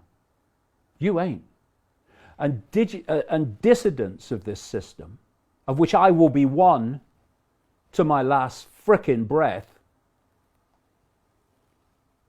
will go off the Christmas card list of the computer very early on. It's all about total and utter control. Which is what they do in China now. Yeah, Again. yeah. And as I was saying, this Hunger Games society is supposed to be it is fascism, it is communism, which are different names for the same tyrannies, really. Centralization of power in the hands of the few. But the real name, although the fascism and the communism, the way it plays out is basically the same, but the way it's done is different. It's a technocracy they're creating. And technocracies, a global technocracy, and technocracies are defined as societies that are controlled by bureaucrats, not elected politicians. They're going. That's the plan. They're going. The more they can discredit politicians in the public mind, the more the public will say, oh yeah, well they're useless anyway, yeah, let's have a technocracy. So it's run by bureaucrats, by scientists, by engineers, by technocrats. All these people in Silicon Valley are technocrats. And already the technocrats of Silicon Valley, and we should not forget Israel either, because that's the second Silicon Valley of the world now, staggering as it may seem, do your research. The technocrats are already running the world. Most politicians haven't got a clue what goes on in Silicon Valley, let alone understanding, legislating for it. They're running it. The Gateses are running the whole vaccine operation. They're running the World Health Organization, you know? And so the technocrats are already taking over. And the more you move into this technological, technocratic society of AI, the technocrats are taking over because the politicians become irrelevant. Now, whose grandfather was head of the Technocratic Party of Canada in the 30s, which was campaigning for just such a society? Elon Musk. There's no way that he's doing what he's doing by accident. And he will know what he's doing. And these people need not celebrating the Gateses and the frickin' Musks and the Bezoses, another one, and the Brins and the Pages at Google and the Wachowskis at YouTube. They don't need celebrating. They need calling out. They need exposing for what they're doing, which is building this technocratic nightmare dystopian society based on AI and total censorship of any other form of view or information that is at odds with the official narrative, which is why Ofcom and Melanie frickin' Dawes are banning discussion of the link between 5G and Covid-19 in British broadcasters. And let me say this, Brian. Let me say this to the broadcasters. Let me say this to everybody who's just accepting this. Let me say it to law enforcement. Daddy, what were you doing when the global fascist state came in and the economic system was destroyed, and now we have to do everything the state says, or we don't get our pittance every month? What were you doing, Daddy? the population. I was just sitting there, darling. Journalists. I was helping to bring it in, darling, by lying to the public. Law enforcement. I was enforcing it, darling. All the bloody best with that conversation with your kids and grandkids when you face the fact and the reality of what's going on. And you know, I'll say this to law enforcement, you know, there are a lot of intelligent, genuine, decent people in law enforcement. But there are at the same time some monumental morons and some serious psychopaths who are loving this now. I mean, Derbyshire police is loving it in extreme, imposing these laws, putting black dye in Blue Lagoon tourist attractions so that people won't go there. Telling my son, Jamie, that they're tracking him because he's been out with his dog in the middle of frickin' nowhere, can't see anybody, because it's not essential travel. And Derbyshire Police is run by a chief constable, what's his name, Peter Gordon, is it? Something like that. Who has such extraordinary levels of intelligence that he disconnected the Derby Constabulary Male Voice Choir from the police because they wouldn't take women members. Male voice choir, male voice choir, certain sound.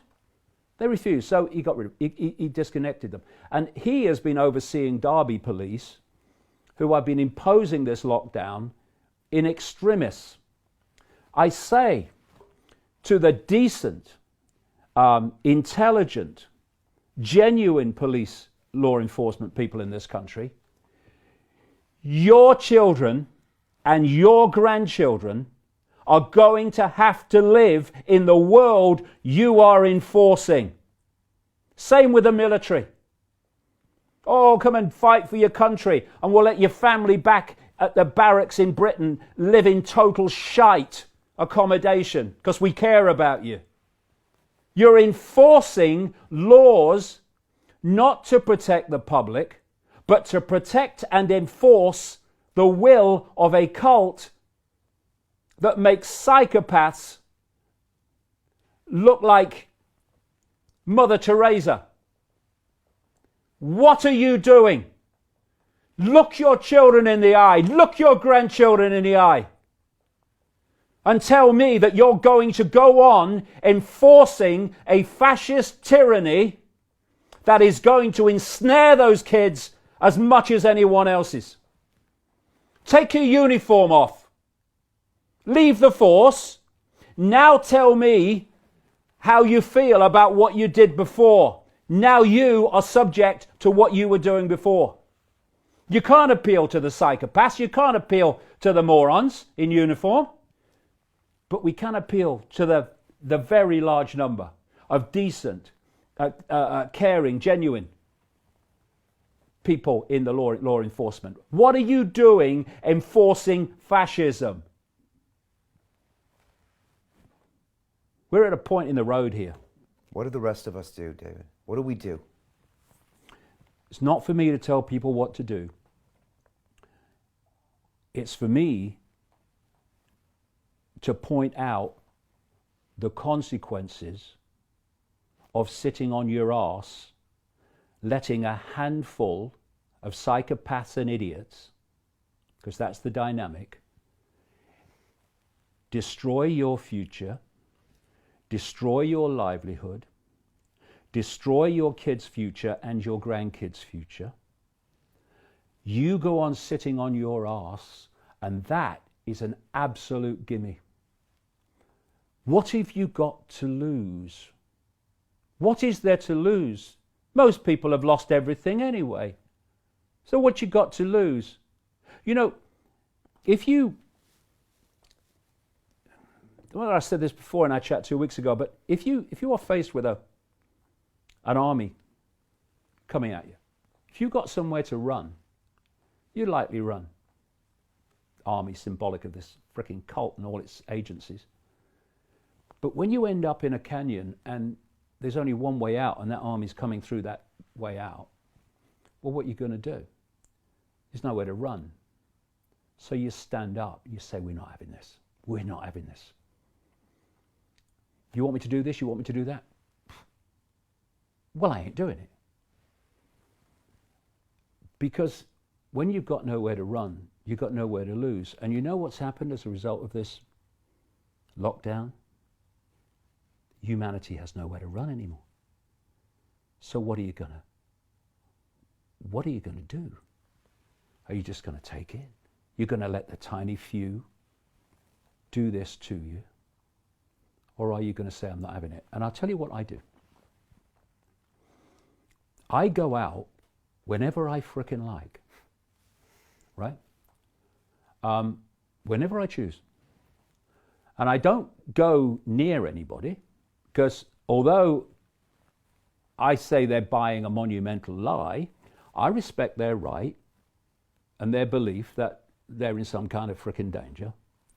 So I don't go near them. I don't want to go near them. I like my own company to a large extent. So what I do is I walk out my house, don't see anybody, get my car on my own, and I drive out into the countryside. And I walk, don't see anybody, the odd person, nowhere near me. And then I walk back and I get in my car and I drive home, I get out my car and I walk back into my flat. I don't see anybody. Now, I'm allowed to do that, according to these psychopaths and idiots, once a day in Britain, right? Now, I've said to them, send me a uniform, I don't care what fancy dress it is, send me a dark suit, and if they can explain to me why me doing what I've just described 10 times a day is going to harm anyone, even by what I say is your ludicrous criteria, then I'll stop doing it. But they never will be able to do that because, of course, it's total frickin' nonsense. And the fact that it's nonsense, the fact that going out on your own and away from everybody, if you do it once or 10 times a day, doesn't matter. You're still not going to harm anybody, even by their ludicrous criteria. But you can only go out once. That tells you what this is about. It's not about health. It's about control. And it's about a control agenda that goes back ridiculous amounts of time and is now heading towards its fruition. This is all in my books in great detail, the ancient and modern nature of this, because this is not something that's new. It's something that's now reaching its end game. And 8 billion people, nearly, 66 million in Britain, number of people locking everyone down, tiny. I think I see a way out of this. What's the way, David? What's the way out of this? Us choosing to make a decision based on our own knowledge and our own research and our own gut feeling of what's right. Let me just say this. We got into this frickin' mess through acquiescence to power. Most of that power, all of that power, is simply our perception that it has power. 66 million, handful, I don't think it has. So if we got into this mess by acquiescing to the illusion of power, what's the frickin' answer? Ceasing to do so. And then we'll see where the real power is. And it's not with the few. David, what's it like to watch 30 years of what you've been working on all come to fruition, prediction, reality in 3 weeks? What's it like?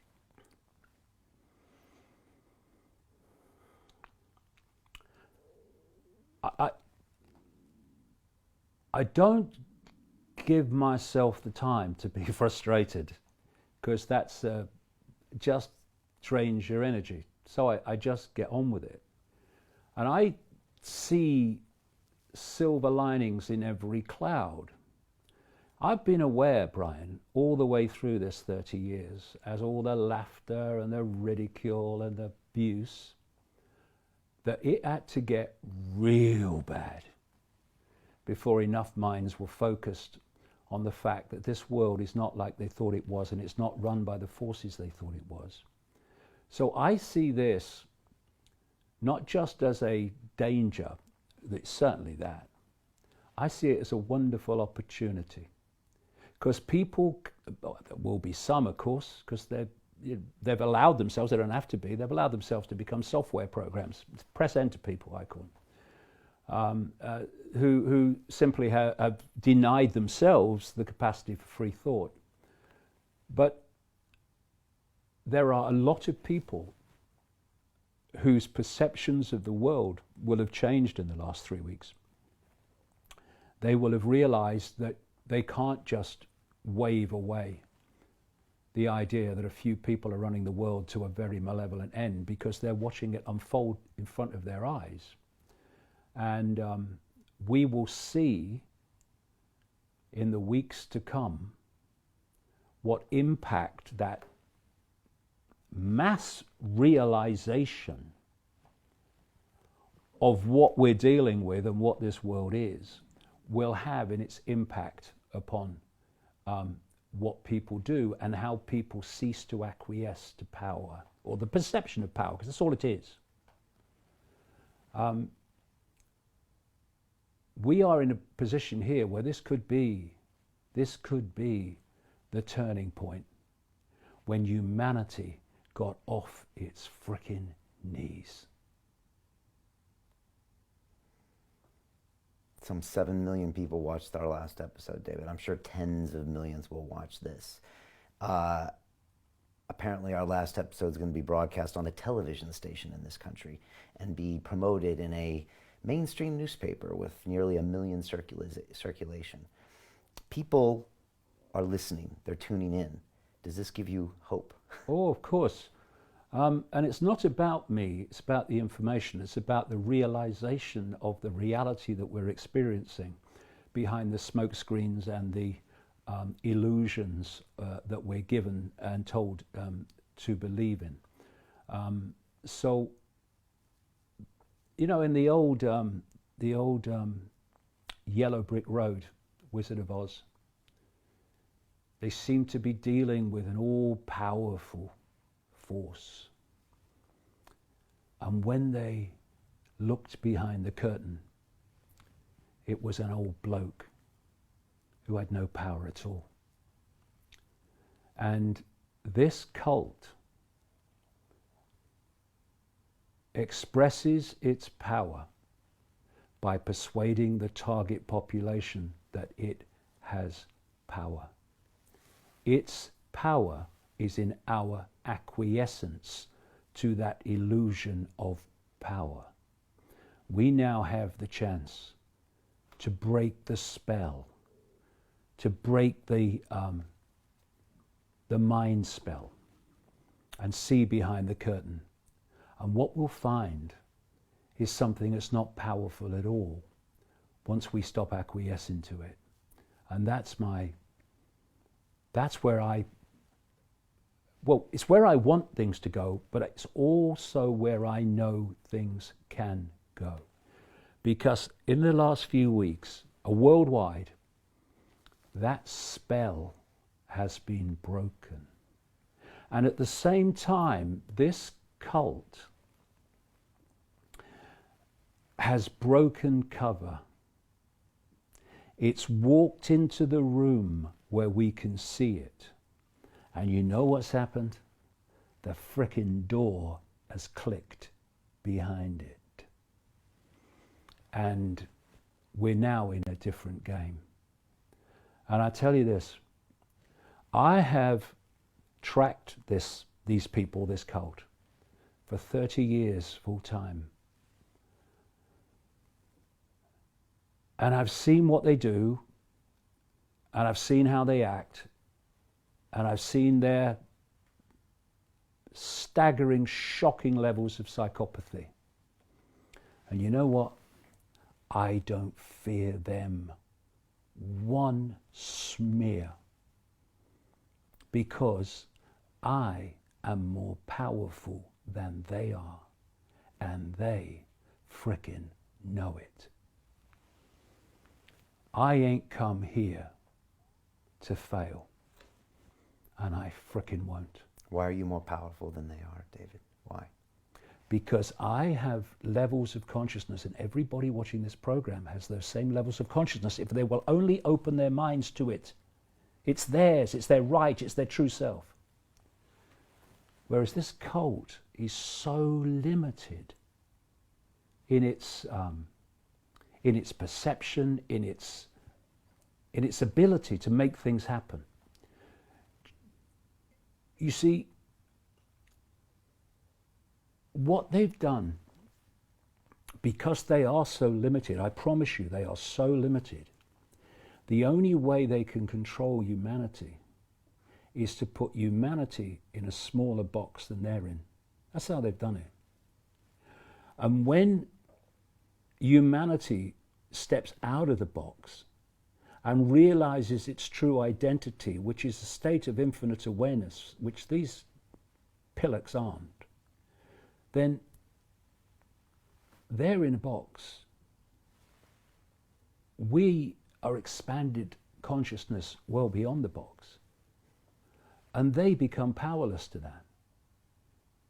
They have to put us in a smaller box than they're in. That's what they've done. And they could not do it without it. Once we open our eyes, we open our minds, we open our hearts, the walls of the prison, the walls of the bubble, the walls of the box, whatever you want to talk about, just fade away.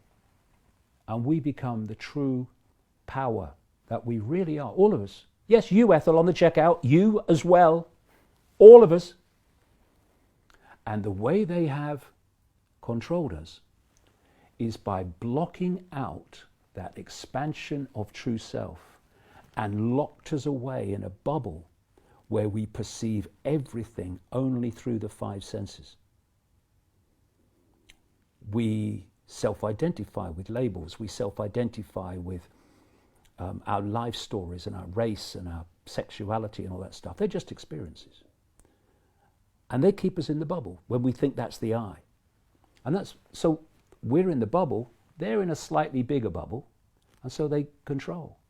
When we realize the true nature of what we are, which is consciousness, eternal, exploring forever consciousness, having a brief experience called human, and we tap into that infinite creativity, power, and open our hearts. And when you open your heart, it's not just to love, not I love you, darling, saw you down the disco love. I mean real love in its infinite, unconditional sense. What you're doing is you're tapping in to a level of consciousness that does not have something which is the very foundation of human control. It does not have fear. So, I am a unique expression of all that is, has been, and ever can be. I will go on exploring forever, forever. This is just a brief experience.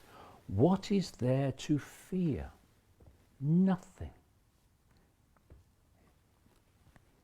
And when you lose fear, you do what you know to be right without asking the question, which is fear asking the question.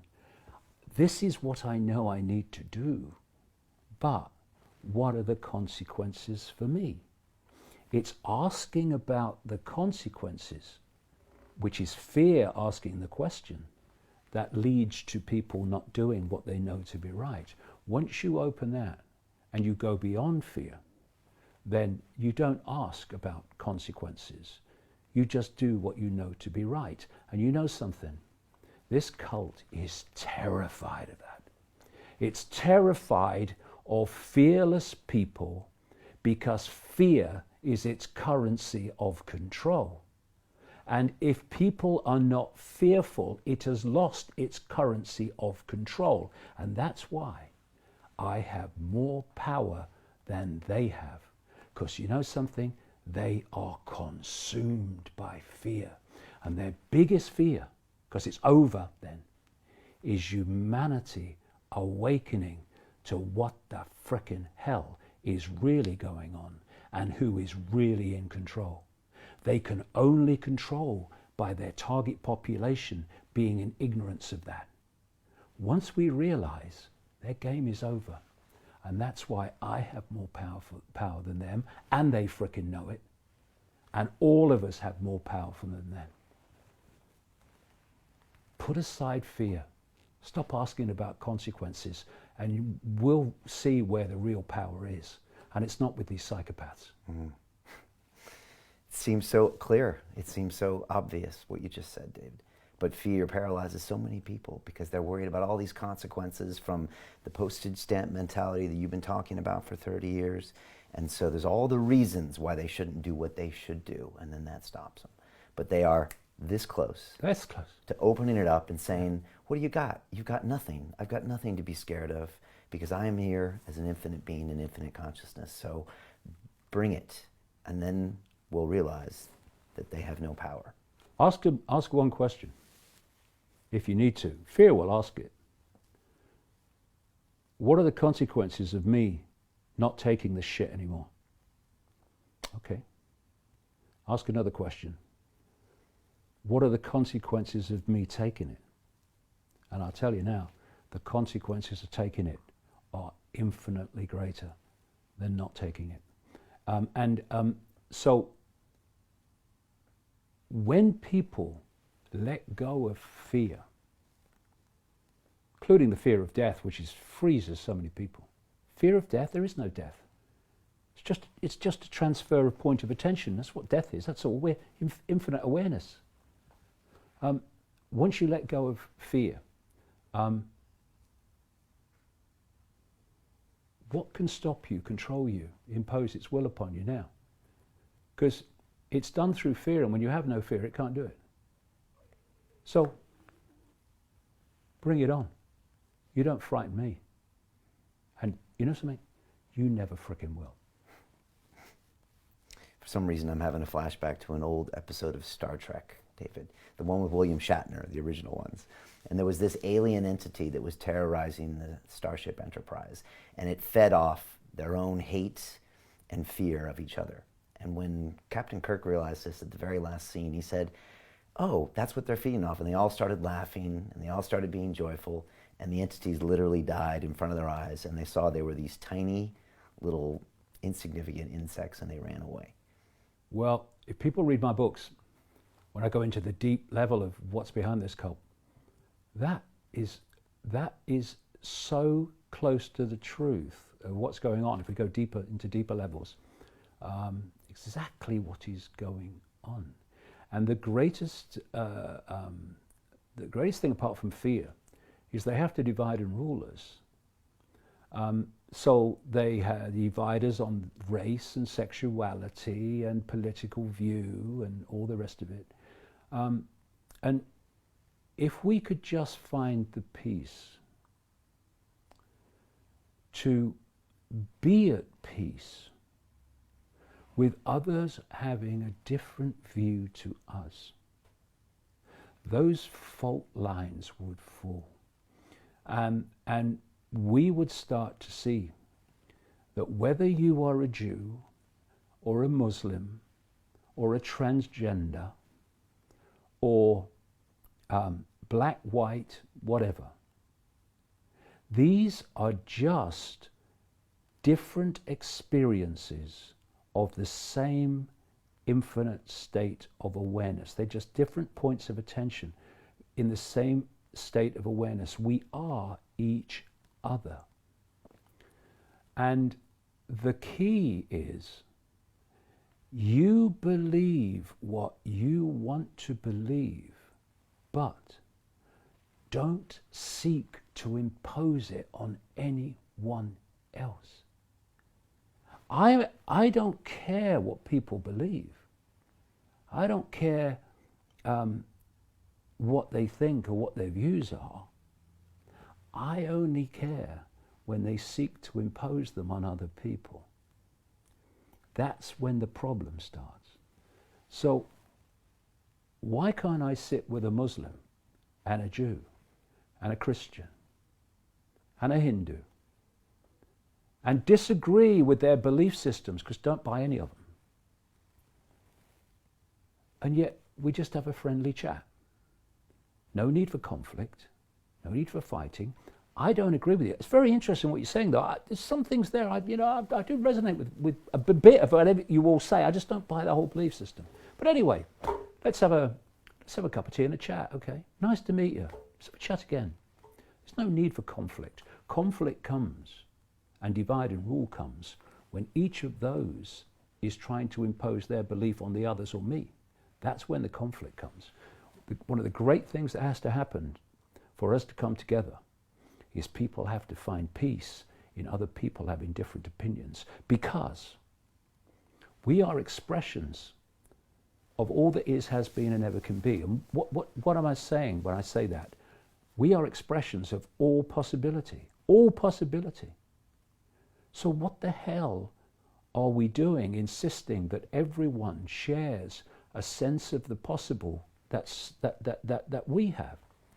We're dealing with all possibility. We should be celebrating real diversity, not the frickin' illusion of it with a woke. We should be celebrating real diversity and celebrating the uniqueness and the spontaneity and the different ways and angles of seeing everything. We should be celebrating that. It's how we learn from each other. But when you think, I am right, this is the woke mentality, which is orchestrated by the 1%, by the way. That's why billionaires fund it, like Soros. I am right. And therefore, by definition, Brian, if I am right, you're saying something different to me, so you must be wrong. And if you're wrong, what's it matter if you don't have freedom of speech? You're wrong, right? But when we say everyone has a right to their opinion, everyone has a right to their view, and there's no one who's all right and there's no one who's all wrong. It's just a matter of degree. When we say that and we're at peace with it, we can disagree on the way we see the world and be in perfect harmony with each other. Because no matter what our labels and the divisions and the fault lines that are used to divide us, this cult has every single one of us in its gun sight. Can you not see that now? Hindus are locked down, Christians are locked down, Jews are locked down. Hello? Let this be the time when we see the fallacy and the farce of allowing ourselves to be divided and ruled by our beliefs and our belief in I am right, and therefore no one else should be able to have a different opinion to me. Because that's how the cult works. Plays groups off against each other, sets them at war with each other, and if they just looked up, they'd realize that the same hands are holding all the strings while we fight down here. Let's come together, realize what's going on and where this is going, and cease to be divided and ruled. We're in this together, and we'll get out of it together. My favorite part of our last conversation here 3 weeks ago was at the very end, where you said, everyone should make up their own mind and do what they feel. Exactly. And that's the opposite of what any person with an agenda, any cult, any government, any corporation says. They all tell you what to do. No. Do this because this is why, because I am right. Yeah. And yet David Icke at the very end says, do what's in your heart. Do what you feel to be right. Do what you know to be right. And you will make a unique contribution, because that's what you are, unique contribution to getting out of this. But acquiescence is not an option, because acquiescence is how we got here. had a call with someone this week, and they said, "What's David like?" And I paused, and I said, "David is a great man." And I think you are a great man, David. Well, that's very kind. But we're all great. We are all great. It's just that most people have forgot. And they think they're Ethel on the checkout and Bill at the cash and carry. No. That's just your experience, mate. You are all that is, has been, and ever can be. And all that power and all that creativity and all that insight and all that knowing is just waiting for you to open your mind to it, to break out of the bubble of the 5 sense illusion. And then you'll realize you ain't Ethel on the checkout and you ain't Bill at the cash and carry. And at that point, this world will change in ways that we couldn't imagine possible. I think that's exactly where we're going to leave this today, David. I'm going to shake your hand. And you dare give me Covid-19 that doesn't exist. That's symbolic. David, please stay safe. Keep doing what you're doing. If people want to go find this entire playlist of the doctors, they can go to davidicke.com. Yep. If people want to watch our previous 4 conversations, they can go to londonreal.tv and watch all that stuff. Like I said, take care of yourself. Please keep putting these messages out there. I don't know any other way. They'll carry me out with me still saying it. No one's going to shut me up. Any final thoughts? Well, only that this is just a wonderful opportunity for us to look at the nonsense of how we got here and realize that all we have to do is reverse it and we're out of here. You see, people say, what's the solutions? We're drowning in solutions, and solutions lead to more problems, and so it goes on. The greatest way to solve a problem is to remove the cause of it. You know, you can find a solution to a problem, and then that will lead to something else, will lead to another problem. Or you can look at why the problem is happening, and you remove the cause. And when you remove the cause of a problem, the problem has to disappear. It has to, because the cause that's making the problem has disappeared, therefore the problem must disappear. And acquiescence to power, the illusion of power, is how we got here. And the solution is not, you know, do this, do that, fight this, fight that. It's stop acquiescing to the illusion of power. And stop being told what to do when you know it's not what you should be doing by the illusion of power.